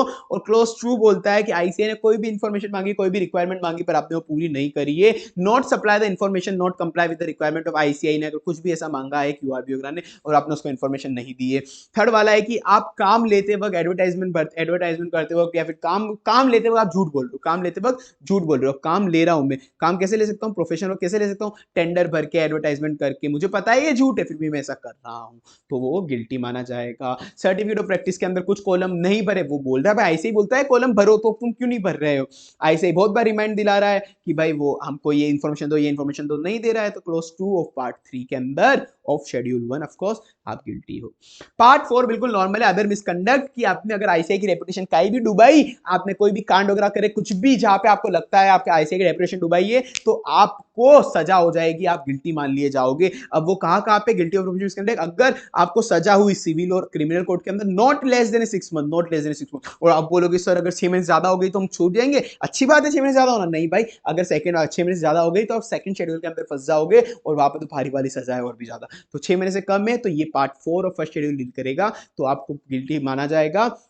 या फिर कुछ भी ऐसा काम जिससे आप डिसरेप्यूट कर रहे हो प्रोफेशन की इंस्टीट्यूट, लाइक आपका कोई चेक था तो आपका चेक बाउंस हो गया, मतलब आपको अगर पर्सनल भी आपको पर्सनल लाइफ भी जी रहे हो पर आप सीए हो, तो भी आपको भाई इंस्टीट्यूट की रेपुटेशन मेंटेन रखनी है भाई। ऐसे ये बोलता है आपका चेक कहीं पे बाउंस हो गया तो बैंक आप पे केस कर सकता है, कुछ भी कर सकता है, तो आपकी आईसीआई की इमेज डूबेगी कि ये सीईओ कैसे कर रहा है। तो अब इसके कुछ एग्जांपल है जो इंपॉर्टेंट है, इसको कैसे याद करना है एग्जांपल को, अदर मिसकंडक्ट को मैं जो बोल रहा हूं पहले याद करो।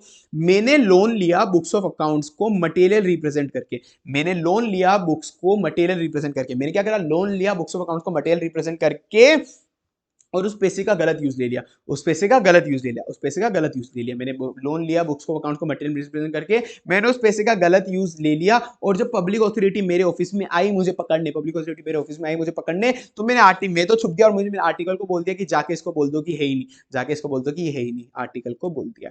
ठीक है, तो अब इसको कैसे याद करना है, लोन सैंक्शन करा, कोर्सिव मेथड ऑफ बैंक से कोर्स में फोर्स करके बैंक की कि भाई मैं तेरी रिपोर्ट गलत इशू कर दूंगा, मुझे या लोन दे दे, या फिर मैं बोल रहा हूँ उसको बोल रहा हूँ कि मैं तेरे को आईटीआर तेरे फ्री में भर दूंगा तो मुझे लोन दे दे, ऐसी हरकतें नहीं चलेगी। और बुक्स ऑफ अकाउंट मैंने क्लाइंट की बहुत टाइम तक रख रखी है, उसको रीजनेबल टाइम में मैं रिटर्न नहीं कर रहा हूँ, और बहुत रीजनेबल टाइम में रिटर्न करने के बाद मैंने पता पड़ा कि मेरी अलमारी के अंदर मिली, मेरे पर्सनल घर की अलमारी में मिली, तो भाई गलत है। आप पर्सनल किसी की ऐसे बुक्स वगैरह आप प्रोफेशनल वर्क की घर की अलमारी में छुपा के रख रहे हो, ऐसा नहीं चलेगा।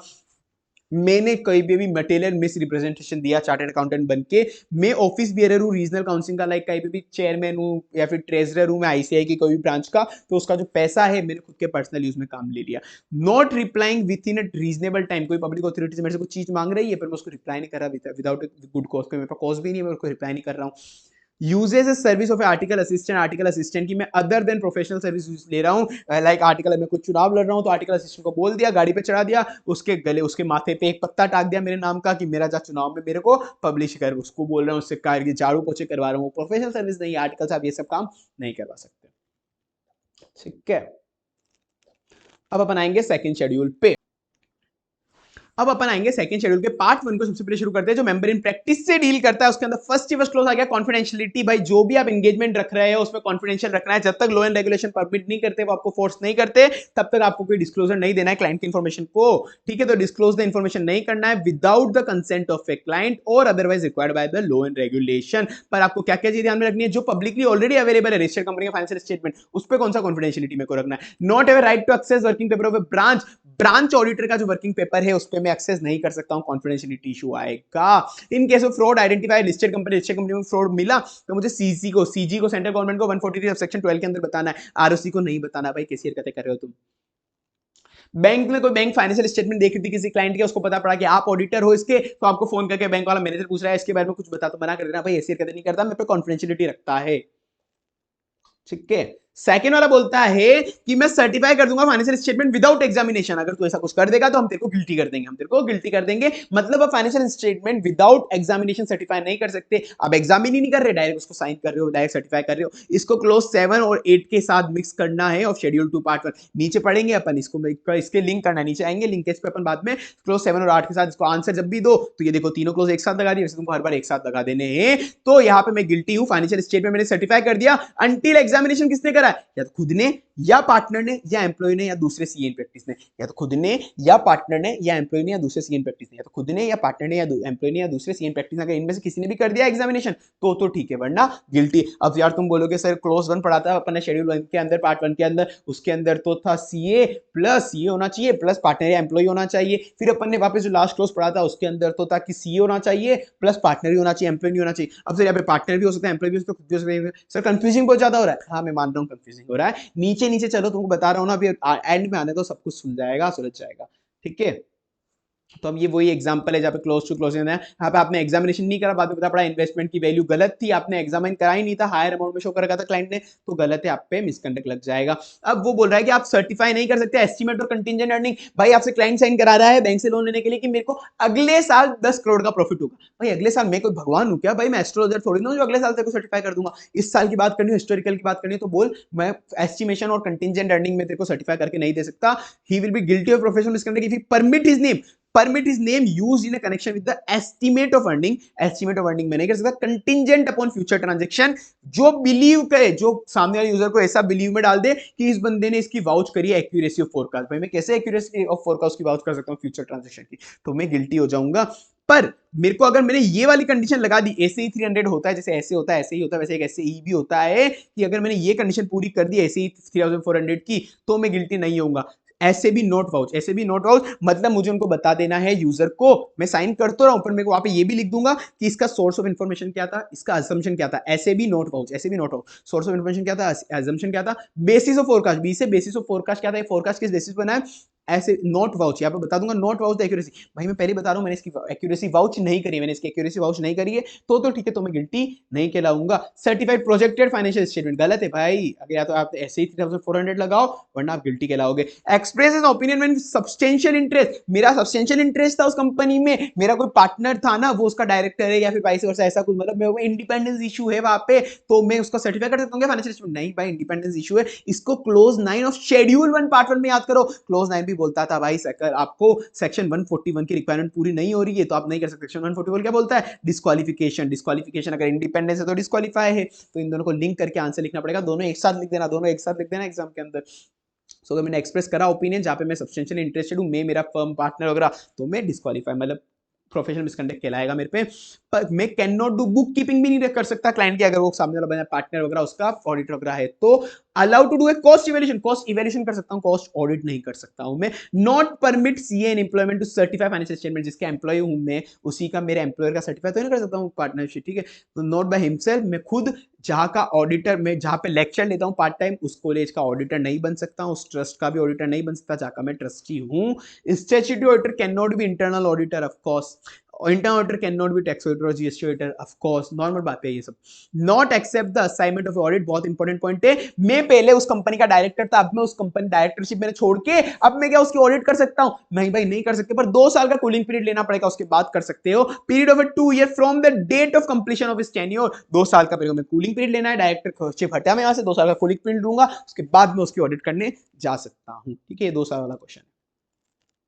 क्लोज 5 बोलता है कि नॉट डिस्क्लोज मटेरियल फैक्ट, इसको क्लोज 6 अभी अपन जो नीचे पढ़ेंगे उससे लिंक करना है कि अगर मुझे पता था कि फाइनेंशियल स्टेटमेंट में कोई मटेरियल फैक्ट गायब है, मुझे पता था मटेरियल फैक्ट गायब है, कोई मटेरियल फैक्ट है तो भी मैं कोई रिपोर्ट नहीं कर रहा हूं, मैं कुछ ध्यान ही नहीं दे रहा, अरे यार गायब है, मुझे पता है नोइंगली मुझे पता है मटेरियल फैक्ट गायब है, फिर भी बोल रहा हूं अरे यार छोड़ने जाने दो, ठीक है। तो ऐसा काम नहीं करना है, आप गिल्टी होंगे। Disclose material fact, fail to disclose material known to, मुझे पता था फाइनेंशियल स्टेटमेंट में ये फैक्ट गायब है मटेरियल फैक्ट, तो भी मैं कुछ नहीं बोल रहा हूं, तो मैं गिल्टी हो जाऊंगा। गिल्टी हुए कैसे? Non creation of sinking fund, जो डिबेंचर ट्रस्टी डीड के हिसाब से सिंकिंग फंड आपको एक बनाना चाहिए, आपने 11th क्लास में पढ़ा होगा, वो नहीं बना रहा है, वो मतलब फाइनेंशियल में साफ दिख रहा है कि वो नहीं बनाया, तो भी मैं कुछ नहीं बोल रहा हूं। मैंने पीएफ के अमाउंट, जो पीएफ होता है एम्प्लॉय का, उस अमाउंट से किसी को लोन दे रखा है तो गलत है भाई, आपने ये चीज आप नहीं बता रहे हो। इवन लॉ एंड रेगुलेशन नहीं बोलता है आपको डिस्क्लोज करना, इवन वो मना कर रहा है तो भी भाई ट्रू एंड फेयर बताना है अपन को, ट्रू एंड फेयर डिस्क्लोजर देना है, तो भी आपकी बताने की रिस्पांसिबिलिटी है मटेरियल फैक्ट। अगर फाइनेंशियल स्टेटमेंट नहीं बता रहा है तो आपको रिपोर्ट करना है, ठीक है। यहाँ पे ट्रस्ट के अंदर था कि ट्रस्ट के सारे जो भी एक्सपेंडिचर हुए वो ट्रस्ट के ऑब्जेक्टिव के लिए होने चाहिए, ट्रस्ट के पर्पस के लिए होने चाहिए,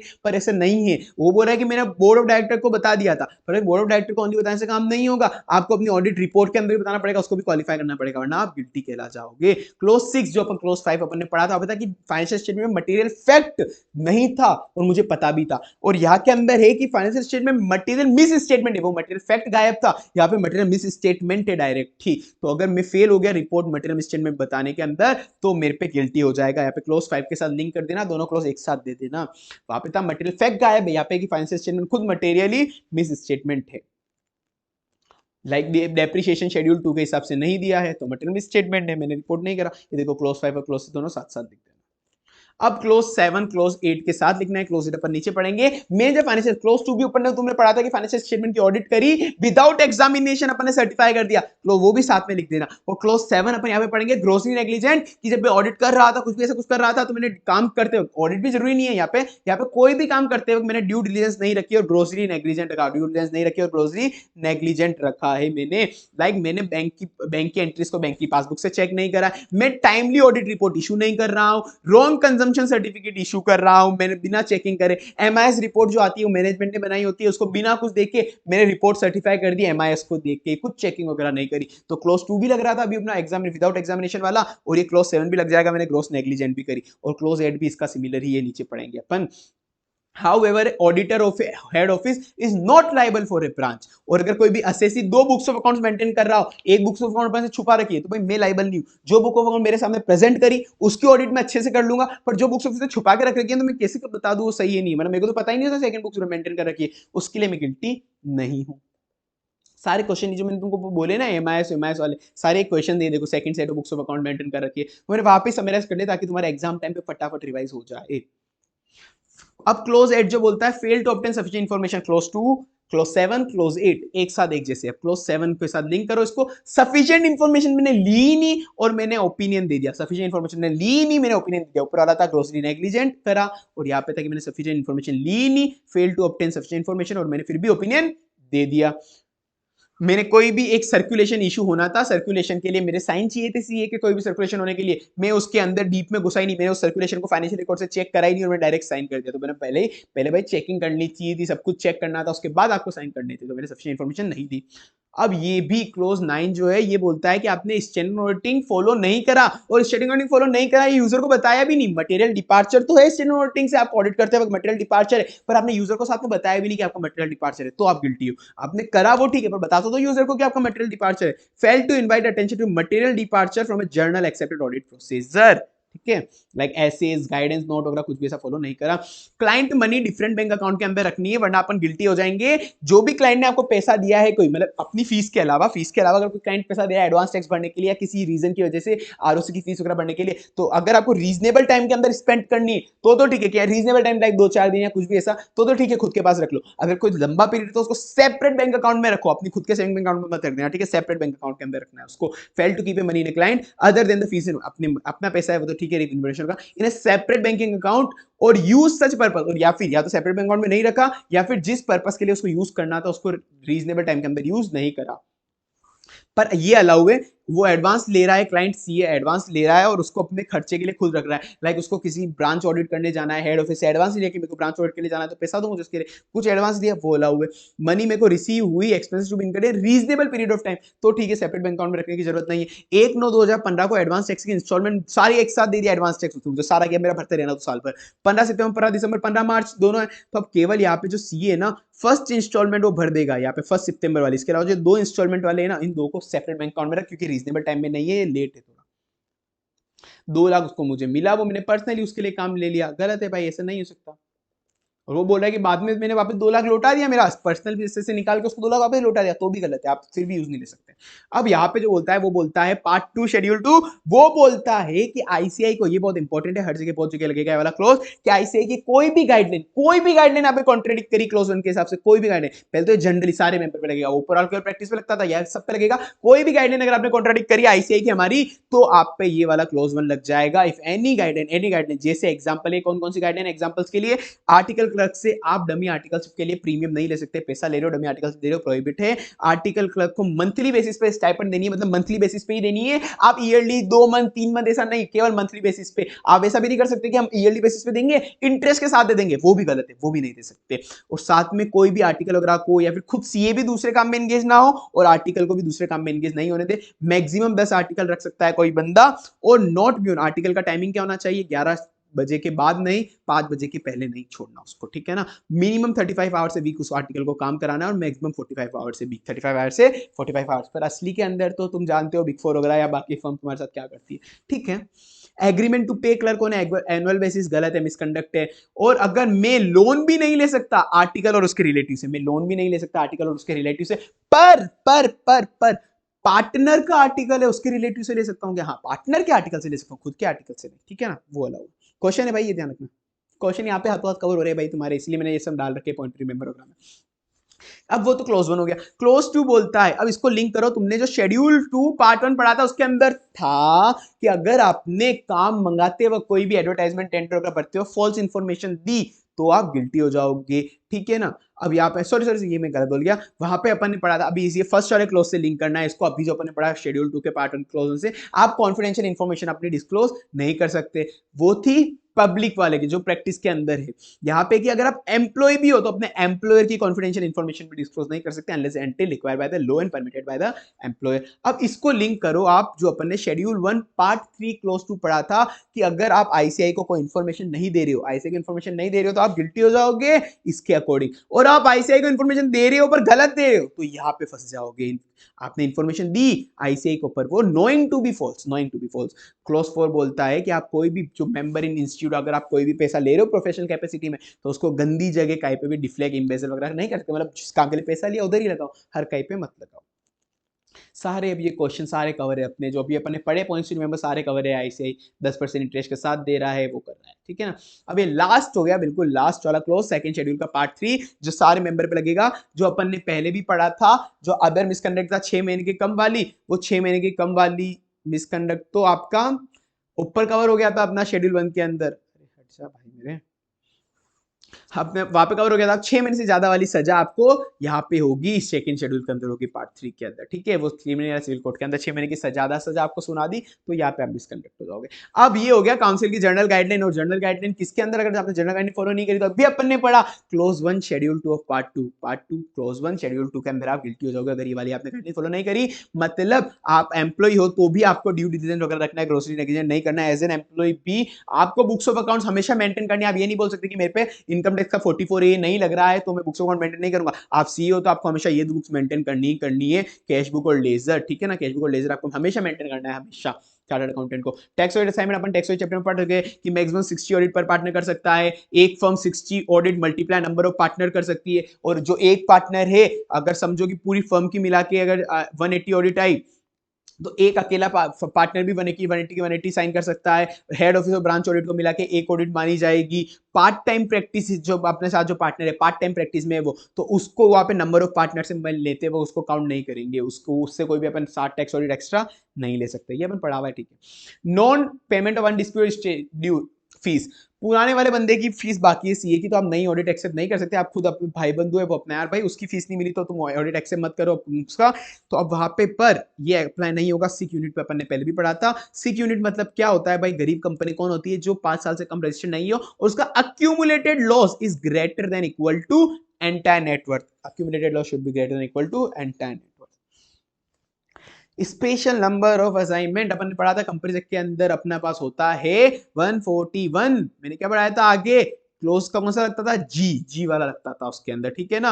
उसके अंदर जी लगता था। गेट 20 ऑडिट, मतलब 20 ऑडिट मैक्सिमम ले सकते हो आप कंपनीज की। यहाँ पे ये बोलता है कि कंपनीज की कंपनी के अंदर 20 ऑडिट ले सकते हो, यहाँ पे बोलता है कि आप 30 तक ले सकते हो। ऑफकोर्स पर जो स्ट्रिक्ट होगा उसी को इवेल्युएट करेंगे अपन, और कंपनी तक प्रिवेल करेगा तो 20 ही कर सकते हैं। पर फिर भी ये बोलता है कि 30 ऑडिट तक आप कर सकते हो अगर कभी कंपनी एक पे अलाउ कर दे तो, ठीक है ना। तो प्राइवेट कंपनी और अदर कंपनी की एक्सेप्शन, ओपीसी गवर्नमेंट एक्सेप्शन ही होता है, ठीक है ना। और ये 30 की लिमिट कब देखनी है आपको, on the date of acceptance of audit assignment. Part time और पार्ट टाइम बंदा या फिर फुल टाइम कोई बंदा दूसरे के एम्प्लॉयमेंट में अपना पार्टनर, तो उसको काउंट नहीं करेंगे लिमिट के लिए। ये आपको मेंटेन करना ही करना है। रिकॉर्ड कंपनी ऑडिट कर रहे हो तो उस बंदे के लिए भी करना है, टैक्स ऑडिट कर रहे हो किसी का तो उस क्लाइंट के लिए भी करना है आपको। ये रिकॉर्ड मेंटेन हर असाइनमेंट का क्या क्या रखना है, सीरियल नंबर क्या है, कंपनी का नाम क्या है, रजिस्ट्रेशन नंबर क्या है, कंपनी का डेट ऑफ अपॉइंट कब हुआ था, डेट ऑफ एक्सेप्ट कब हुआ था, बिल्कुल नॉर्मल है। Serial number, name of company, company का registration number, date of appointment, date of acceptance, ये आपको मेंटेन करना है रिकॉर्ड। ये मुझे बहुत ज्यादा इंपॉर्टेंट लगता है ये वाला पॉइंट। अगर आप किसी का स्टैट्यूटरी बन रहे हो तो आप ध्यान रखना, आपकी जो अदर काम, उसके कुछ अदर काम भी कर रहे हो आप, मतलब लाइक अदर काम के अंदर होता है मैनेजमेंट कंसल्टेंसी की फीस, यहाँ पे अदर फीस, तो मैनेजमेंट कंसल्टेंसी की फीस शुड, मतलब अगर इससे ज्यादा है वो, अगर इससे ज्यादा है तो आपको एक्सेप्ट नहीं करनी। अपनी जो स्टैट्यूटरी ऑडिट की फीस, मतलब एक कंपनी को आप अदर काम भी दे रहे हो और स्टैट्यूटरी ऑडिट भी कर रहे हो, पर स्टैट्यूटरी ऑडिट की फीस अगर कम है अदर फीस से, मतलब अदर फीस ज्यादा है, तो आप उसकी ऑडिट नहीं कर सकते। पर ये केवल बड़ी बड़ी कंपनियों में होगा। Not to accept the fees PSU government listed बड़ी बड़ी कंपनियां, या फिर other public, PSU government listed के अलावा अदर कंपनी जिसका टर्नओवर 50 करोड़ या 50 करोड़ से ज्यादा हो, 50 करोड़ या 50 करोड़ से ज्यादा हो, तो इन पे ये लगेगी जो मैंने कंडीशन तुमको बोली। अगर वो एक्सीड करनी फीस पे अदर स्टेट्यूटरी तो आप नहीं कर सकते। अदर वर्क के अंदर क्या क्या आएगा, मैनेजमेंट कंसल्टेंसी, अदर वर्क के अंदर क्या आएगा, management consultancy and other professional service. ये अदर वर्क में नहीं गिना जाएगा, मतलब इनकी तो फीस आप कितनी भी लो, इनकी फीस तो आप कितनी भी लो, इनको इग्नोर कर दो, जितनी लेनी हो ले लो। अदर अदर ऑडिट के मतलब income tax audit, other statue के हिसाब से ऑडिट कर रहे हैं, इनकम टैक्स ऑडिट, कोई सर्टिफिकेशन या फिर रिप्रेजेंटेशन बिफोर अथॉरिटी, अगर ये सब गाइडलाइन अगर अपन ने कॉन्ट्रावेंट करी तो of course close 1 part 2 second schedule में अपन गिल्टी। अपॉइंटमेंट ऑफ ऑडिटर, अपन कोई है कोई पार्टनर अपना उस पर रिलेटिव वगैरह है तो नहीं कर सकते, मतलब नॉर्मल है, इंडिपेंडेंस वाले पॉइंट आ गए। इनडेटनेस ऑफ ए फंड, इनडेटनेस मतलब इनडेट, अपन कोई भी है अपने पे डेट है, अपन ने उस फॉर्म का डेट चल रहा है अपना, तो मतलब वहाँ पे कंपनी ऑडिट के अंदर यहाँ पे लिमिट दे रखी थी 5 लाख की दे रखी थी डेटनेस वाला। वहाँ पे क्या था, डी वाला क्लोज था ना 141 सबसेक्शन 3 क्लोज डी से divided into shares debenture guarantee.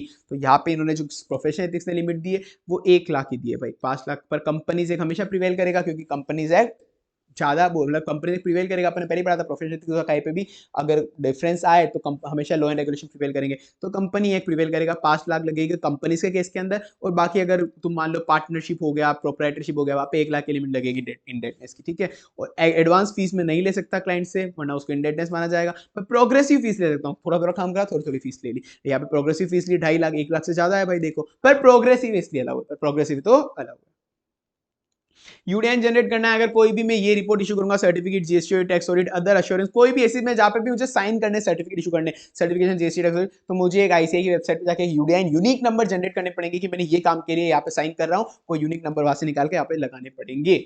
तो आईसीआई के पास रिकॉर्ड रहेगा आपने कब क्यों साइन करा। लोगो की गाइडलाइन, आप केवल सीए वाला लोगो यूज ले सकते हो, अपना पर्सनल लोगो यूज नहीं ले सकते, और जो सीए का असली लोगो होता है ना वो यूज ले सकते हो, tick mark inside, white colour का बैकग्राउंड, ब्लू लेटर होने चाहिए, ब्लू लेटर क्या दर्शाता है, creativity, innovativeness, knowledge, integrity, trust, green letter growth, prosperity, harmony, freshness, अभी क्या पढ़ा उसके अंदर। और लोगों को तुम टेढ़ा मेढ़ा मत करना, कहीं पे भी यूज लो तो भाई ध्यान रखना, तो डिजाइन कलर उसके चेंज नहीं करने, और रिफ्रेन फ्रॉम रोटेटिंग और tilting the logo. Corporate from of practice, मैंने तुमको बोला था मैनेजमेंट कंसल्टेंट सर्विस दे सकता है, पर मैंने तुमको ये भी बोला था कि आईसीए जनरली अपन जो प्रैक्टिस करता है बंदा वो कंपनी बना के नहीं कर सकता, पर एक एक्सेप्शन आ गया, आप कंपनी बना के प्रैक्टिस कर सकते हो, मैनेजमेंट कंसल्टेंसी के लिए आप कंपनी अलग से बना सकते हो, उसमें आप कर सकते हो, पर उससे केवल मैनेजमेंट कंसल्टेंसी वाली चीजें ही देना जो अपन ने ऊपर पढ़ा था, कॉर्पोरेट फॉर्म में कर सकते हो, सब्जेक्ट टू गाइडलाइन। और एक और मैंने तुमको बोला था, वो बंदा डायरेक्टर तो बन सकता है, पर एमडी और डब्ल्यूटीडी कंपनी का नहीं बन सकता, किसी भी स्पेशल परमिशन लेनी पड़ेगी। पर कॉर्पोरेट, ये जो है कॉर्पोरेट अपन बना रहे हैं मैनेजमेंट कंसल्टेंसी के लिए, उसके लिए तो एमडी और डब्ल्यूटीडी भी बन सकता है, एमडी डब्ल्यूटीडी मैनेजर भी बन सकता है इस कंपनी का, तो भाई इंपॉर्टेंट है, ये बहुत इंपॉर्टेंट है, ठीक है।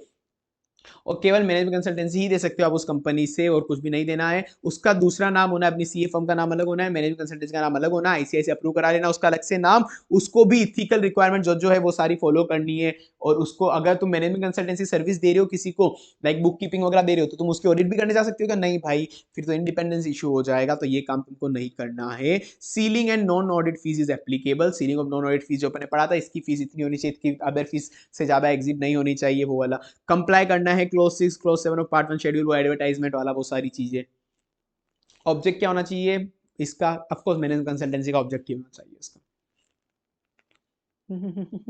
ये सेल्फ रेगुलेटरी गाइडलाइन केवल रिकमेंडरी है, मैंडेटरी नहीं है। मैं किसी को लो बोलिंग करके ले सकता हूँ कि ऑडिट, मतलब वो एक बंदा 1 लाख में फीस करता था, मैंने बोल दिया कि मैं 50,000 में करूंगा, कोई मिनिमम फीस की, बस उन्होंने बोला है कि यार कोशिश करो फीस कम मत रखो, पर केवल ये मैंडेट मतलब मैंडेटरी नहीं है, केवल रिकमेंडरी है, तो हमें कम फीस में भी काम कर सकता हूँ। ब्रांच ऑडिट अब तुम पढ़ लो, हर एक में स्टेच्यूटरी ऑडिटर है, ब्रांच का है, कोई ब्रांच है तो वो बोले कि छोटी ब्रांच है, तो भाई किसी छोटे ऑडिटर को, मतलब छोटी सी फर्म को काम दे दो जिसके 10 से कम मेंबर हो, लेस देन 10 मेंबर हो।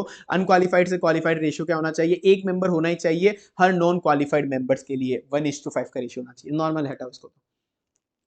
नेटवर्क भी, नेटवर्क किसको कहेंगे? नेटवर्क वो होता है जो अपन एम का कॉर्पोरेशन की एम के लिए बनाते हैं। एम एट, ये देखो ये डेफिनेशन पूरी फुलफिल होनी चाहिए, दोनों all condition fulfil. M at a corporation, दो या तीन चार, तो एक दो फर्म ने मिलकर एक नेटवर्क बना लिया, बहुत सारे फर्म ने मिलकर एक नेटवर्क बना दिया, अपन एक नेटवर्क फर्म कहलाएंगे। मतलब एक तरह से वो दोनों एक ही तरह की एंटिटी है, हम एक ही नेटवर्क के भाई बंधु है, हम एक ही पिताजी के बच्चे हैं, हम भाईचारा रखते हैं।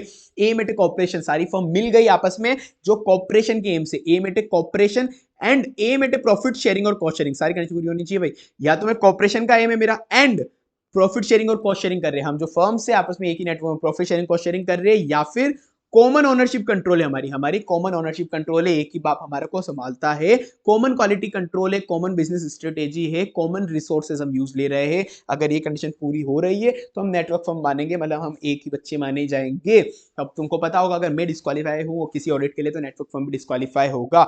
और अगर मैंने कोई स्टेशनरी पे बता दिया कि ये वाला मेरा नेटवर्क फर्म है तो मैं मान लूंगा भाई नेटवर्क फर्म है, प्रोफेशनल मटेरियल पे बता दिया आपने तो। पर जो प्रोफेशनल रिसोर्सेज की शेयरिंग करते हैं वो सिग्निफिकेंट प्रोफेशनल रिसोर्सेज की शेयरिंग होनी चाहिए। अगर इमटेरियल कॉस्ट शेयर कर रहे हो आपस के अंदर, बिल्कुल कोई चिंदी चिंदी इमटेरियल कॉस्ट शेयर कर रहे हो, 5 रुपए हुए थे बिस्किट के, वो तुम बांट रहे हो फर्म के बीच में, या इमटेरियल प्रोफेशनल रिसोर्सेज शेयर कर रहे हो, केवल अनरिलेटेड एंटिटी हो, केवल म्यूचुअल एंटिटी, म्यूचुअल बेनिफिट के लिए तुमने थोड़ा सा कुछ एग्रीमेंट कर लिया, तो उसको नेटवर्क नहीं मानेंगे। मतलब मटेरियल शेयरिंग होनी चाहिए, कुछ मटेरियल कॉस्ट की शेयरिंग, मटेरियल सर्विसेज की शेयरिंग। तो प्रोफेशनल रिसोर्सेज के अंदर क्या क्या आएगा? जो प्रोफेशनल रिसोर्सेज की अपन शेयरिंग करेंगे तो अपन कहलाएंगे नेटवर्क फर्म।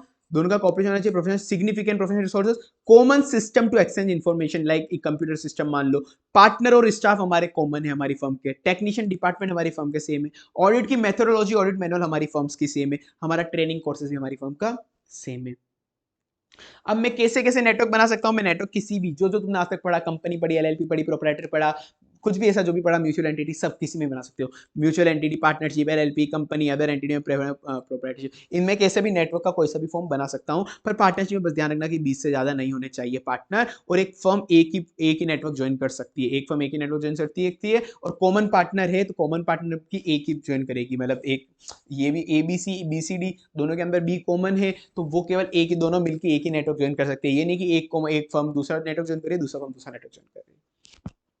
नेटवर्क का एक अलग से नाम अप्रूव कराना पड़ेगा अपन को आईसीआई से, उसका जो नेटवर्क होगा एबीसी कोई नेटवर्क हो गया तो एबीसी एंड यहाँ पे आपको लगाना पड़ेगा अफिलिएट्स, यहाँ पे क्या लगाना पड़ेगा, अफिलिएट्स वर्ड यूज लगाना पड़ेगा। आप कंपनी वर्ड यूज नहीं ले सकते, एसोसिएट वर्ड यूज नहीं ले सकते, अफिलिएट वर्ड यूज लेना है। आईसीआई से अप्रूव कराना, आईसीआई को आप जैसे दोगे आईसीआई 30 दिन के अंदर अंदर अप्रूव कर देगा उसको, फिर वो 3 महीने तक नाम आपका रिजर्व रखेगा जो कंपनी इसके नेम के अंदर होता है, सेम वैसा ही करना है। फिर आपको रजिस्ट्रेशन कराना फर्म का मैंडेटरी है, अगर आप कुछ भी नेटवर्क बना रहे हो तो आउटसाइड इंडिया वाला किसी से आप नेटवर्क बना रहे हो तो फॉर्म डी भर देना with in 30 days of arrangement. कोई भी चेंज हुआ है नेटवर्क में तो 30 दिन के अंदर अंदर आईसीआई को बता देना।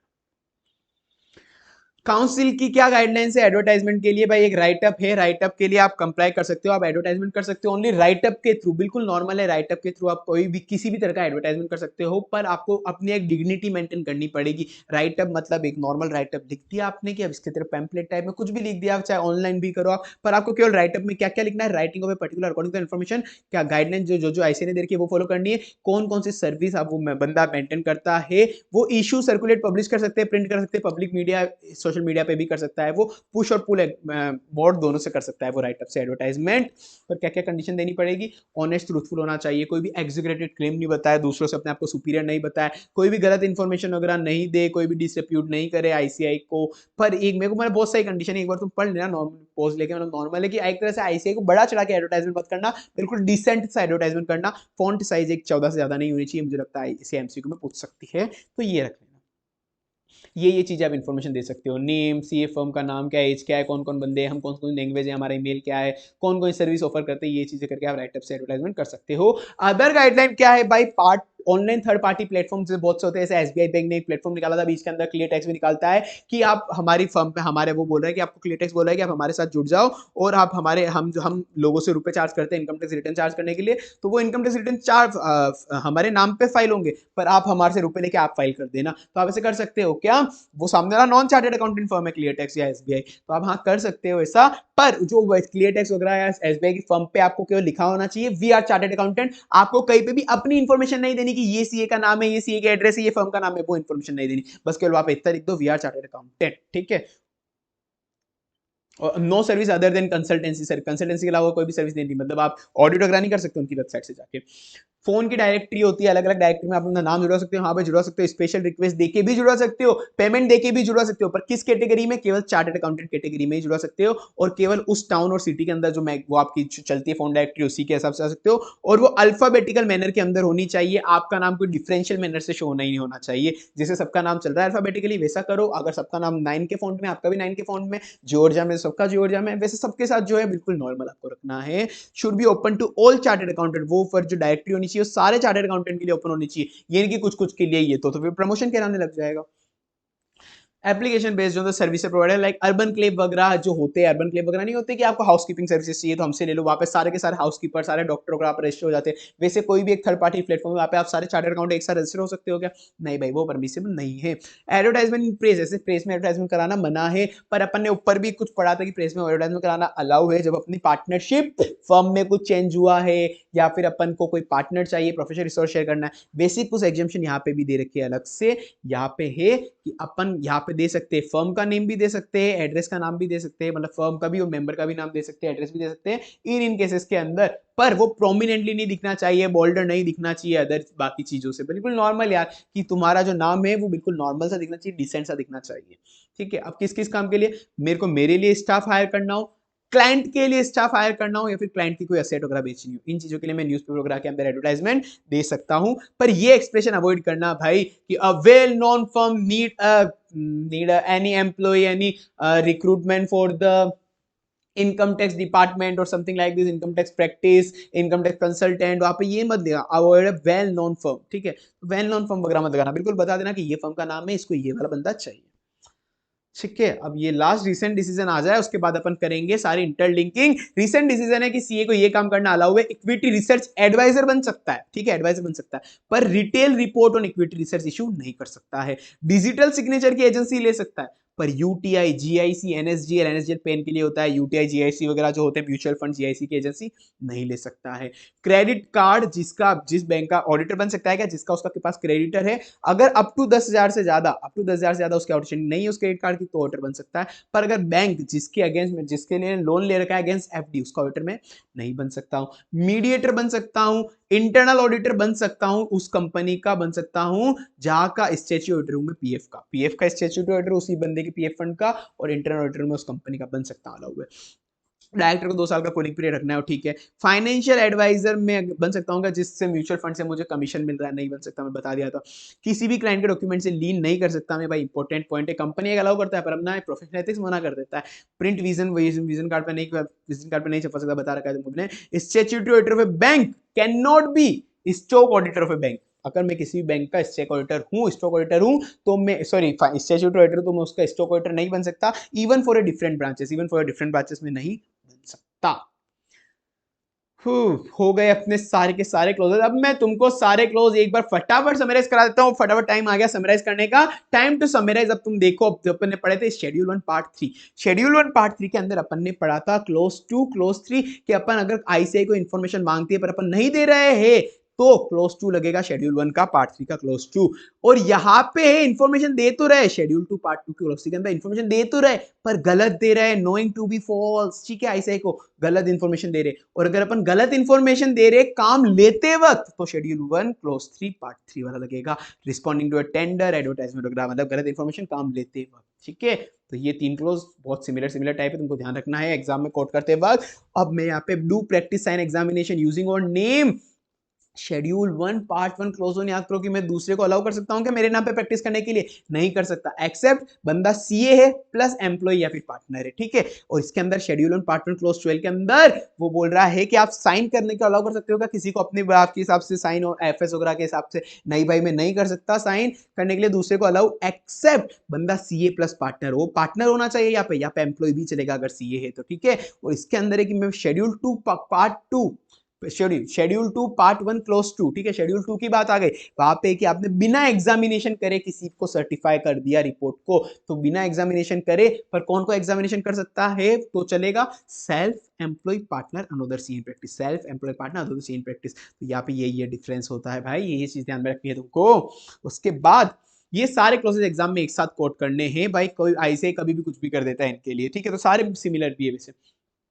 क्लोज 2 बोलता है कि मैं सर्टिफाई नहीं कर सकता without doing examination, without doing examination में नहीं कर सकता। तो यहाँ पे विदाउट डूइंग का मतलब है कि मैंने जीरो चेकिंग करी एफएस के सर्टिफिकेशन में, एक तरीके से बिल्कुल माइनर डिफरेंस बता रहा हूं तुमको। यहाँ पे बोलता है कि मैंने ड्यू डिलिजेंस या नेग्लिजेंट करी है, मैंने नेग्लिजेंट करा है। ये लगता है केवल एफएस के ऑडिट के अंदर, ये लगता है सारे एंगेजमेंट के अंदर कि मैंने कहीं पे भी अगर नेग्लिजेंट करा है तो क्लोज 7 लग जाएगा, कहीं पे भी नेग्लिजेंट करा है तो क्लोज 7 लग जाएगा, लो चेकिंग करी है मैंने।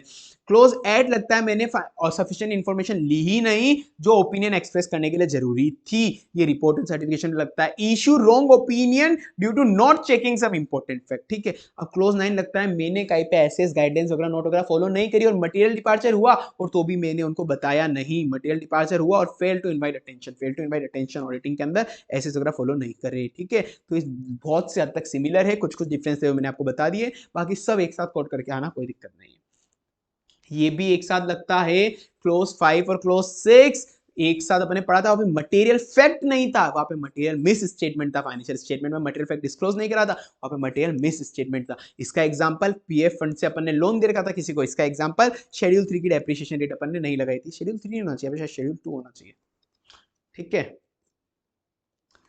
अब ये भी एक साथ लिखना है भाई, क्लोज 9 पार्ट 1 का क्लोज 9 और शेड्यूल 2 पार्ट 1 का क्लोज 4, इसके अंदर अपन ने नहीं पढ़ा था सब्सटेंशियली इंटरेस्टेड है तो अपन उसको ऑडिट नहीं कर सकते, ठीक है। पार्टनर वगैरह कोई भी सब्सटेंशियली इंटरेस्टेड, यहाँ पे अपन ने पढ़ा था 140 141 139 की अपने को रिक्वायरमेंट पूरी करनी है। 141 क्या बोलता है, अगर कोई भी इंडिपेंडेंस इशू आ गया तो जैसे auditor to disqualify when spouse is director, independence issue है, अगर इंडिपेंडेंस इशू है जब अपनी स्पाउस डायरेक्टर है वहां पे, तो इंडिपेंडेंस इशू अगर सब्सटेंशियल इंटरेस्ट की वजह से इधर भी है तो ये क्लोज भी तो लगेगा भाई, दोनों के दोनों इंडिपेंडेंस इशू डील करेंगे फिर तो वो यहाँ पे भी आ जाएगा।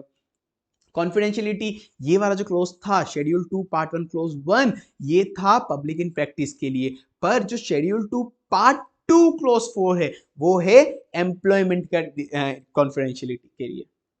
सॉलिसिटेड में नहीं कर सकता किसी भी क्लाइंट को, दोनों के वैसे अलग अलग मतलब दे रखे, पर फिर भी बेटर एग्जाम में दोनों एक साथ डाल के आ जाना, नंबर मिलेंगे पूरे। शेड्यूल 1 पार्ट 1 क्लोज 6 और शेड्यूल 1 पार्ट 2 क्लोज 7, ये एक साथ डाल के आ जाना। तो मीन्स तो बहुत बड़ा छोड़ा है। अब एक और भाई बता देता हूँ, लास्ट शायद ये close 3 close chain of schedule 1। Close 3 बोलता है कि मैं किसी का भी प्रॉफिट शेयर नहीं कर सकता परसेंट बेसिस पे, परसेंट बेसिस पे एक्सेप्ट नहीं कर सकता। यहाँ पे वो बोल रहा है कि परसेंट बेसिस पे प्रॉफिट नहीं ले सकता, अगर कंटिंजेंट फाइंडिंग है, अगर कंटिंजेंट फाइंडिंग है तो मैं एक्सेप्ट नहीं कर सकता। फिर क्लोज 3 और क्लोज 4। एक और क्लोज 11 भी बोलता है कि मैं अदर बिजनेस के अंदर इंगेज नहीं हो सकता। तो अब भाई इसको ऐसे लिंक करना है इन दोनों को कि अगर मैं अदर बिजनेस में इंगेज भी हूं तो क्लोज 11 भी लग जाएगा, और अदर बिजनेस में इंगेज होके मैंने अगर वहां से कोई फीस भी ली दूसरे बंदों से, मतलब सामने वाला तो सीए नहीं, अदर बिजनेस के अंदर साड़ी की दुकान है, साड़ी की दुकान वालों से मैं पैसे ले रहा हूं, तो उससे मैंने साड़ी की दुकान वालों से पैसे ले सकता हूं क्या? वो कोई रिकॉग्नाइज बंदा है क्या? नहीं, तो क्लोज 3 भी लग जाएगा। अब ये वाला कि कहां कहां पे फर्म का नाम यूज दे सकते हो, कहां पे नहीं ले सकते। Publish of book, article, greeting card, television, movie, public interview, यहाँ पे नाम ले सकते हो, बाकी जगह नहीं ले सकते। CSR, classified advertisement, journal, educational video, MP MLA में नहीं ले सकते हो। आप एमपीएमएलए बन रहे हो, ठीक है, सारा हो गया। बाकी सारे के सारे मैराथन लेक्चर तुमको मिल जाएंगे मेरे चैनल पे, सारे के सारे मैराथन इंक्लूडिंग फ्री फास्टिंग पे सब मिल जाएगा। प्लेलिस्ट जाके रेफर कर लो, सब्सक्राइब कर देना channel. Tata bye bye, best of luck for exams.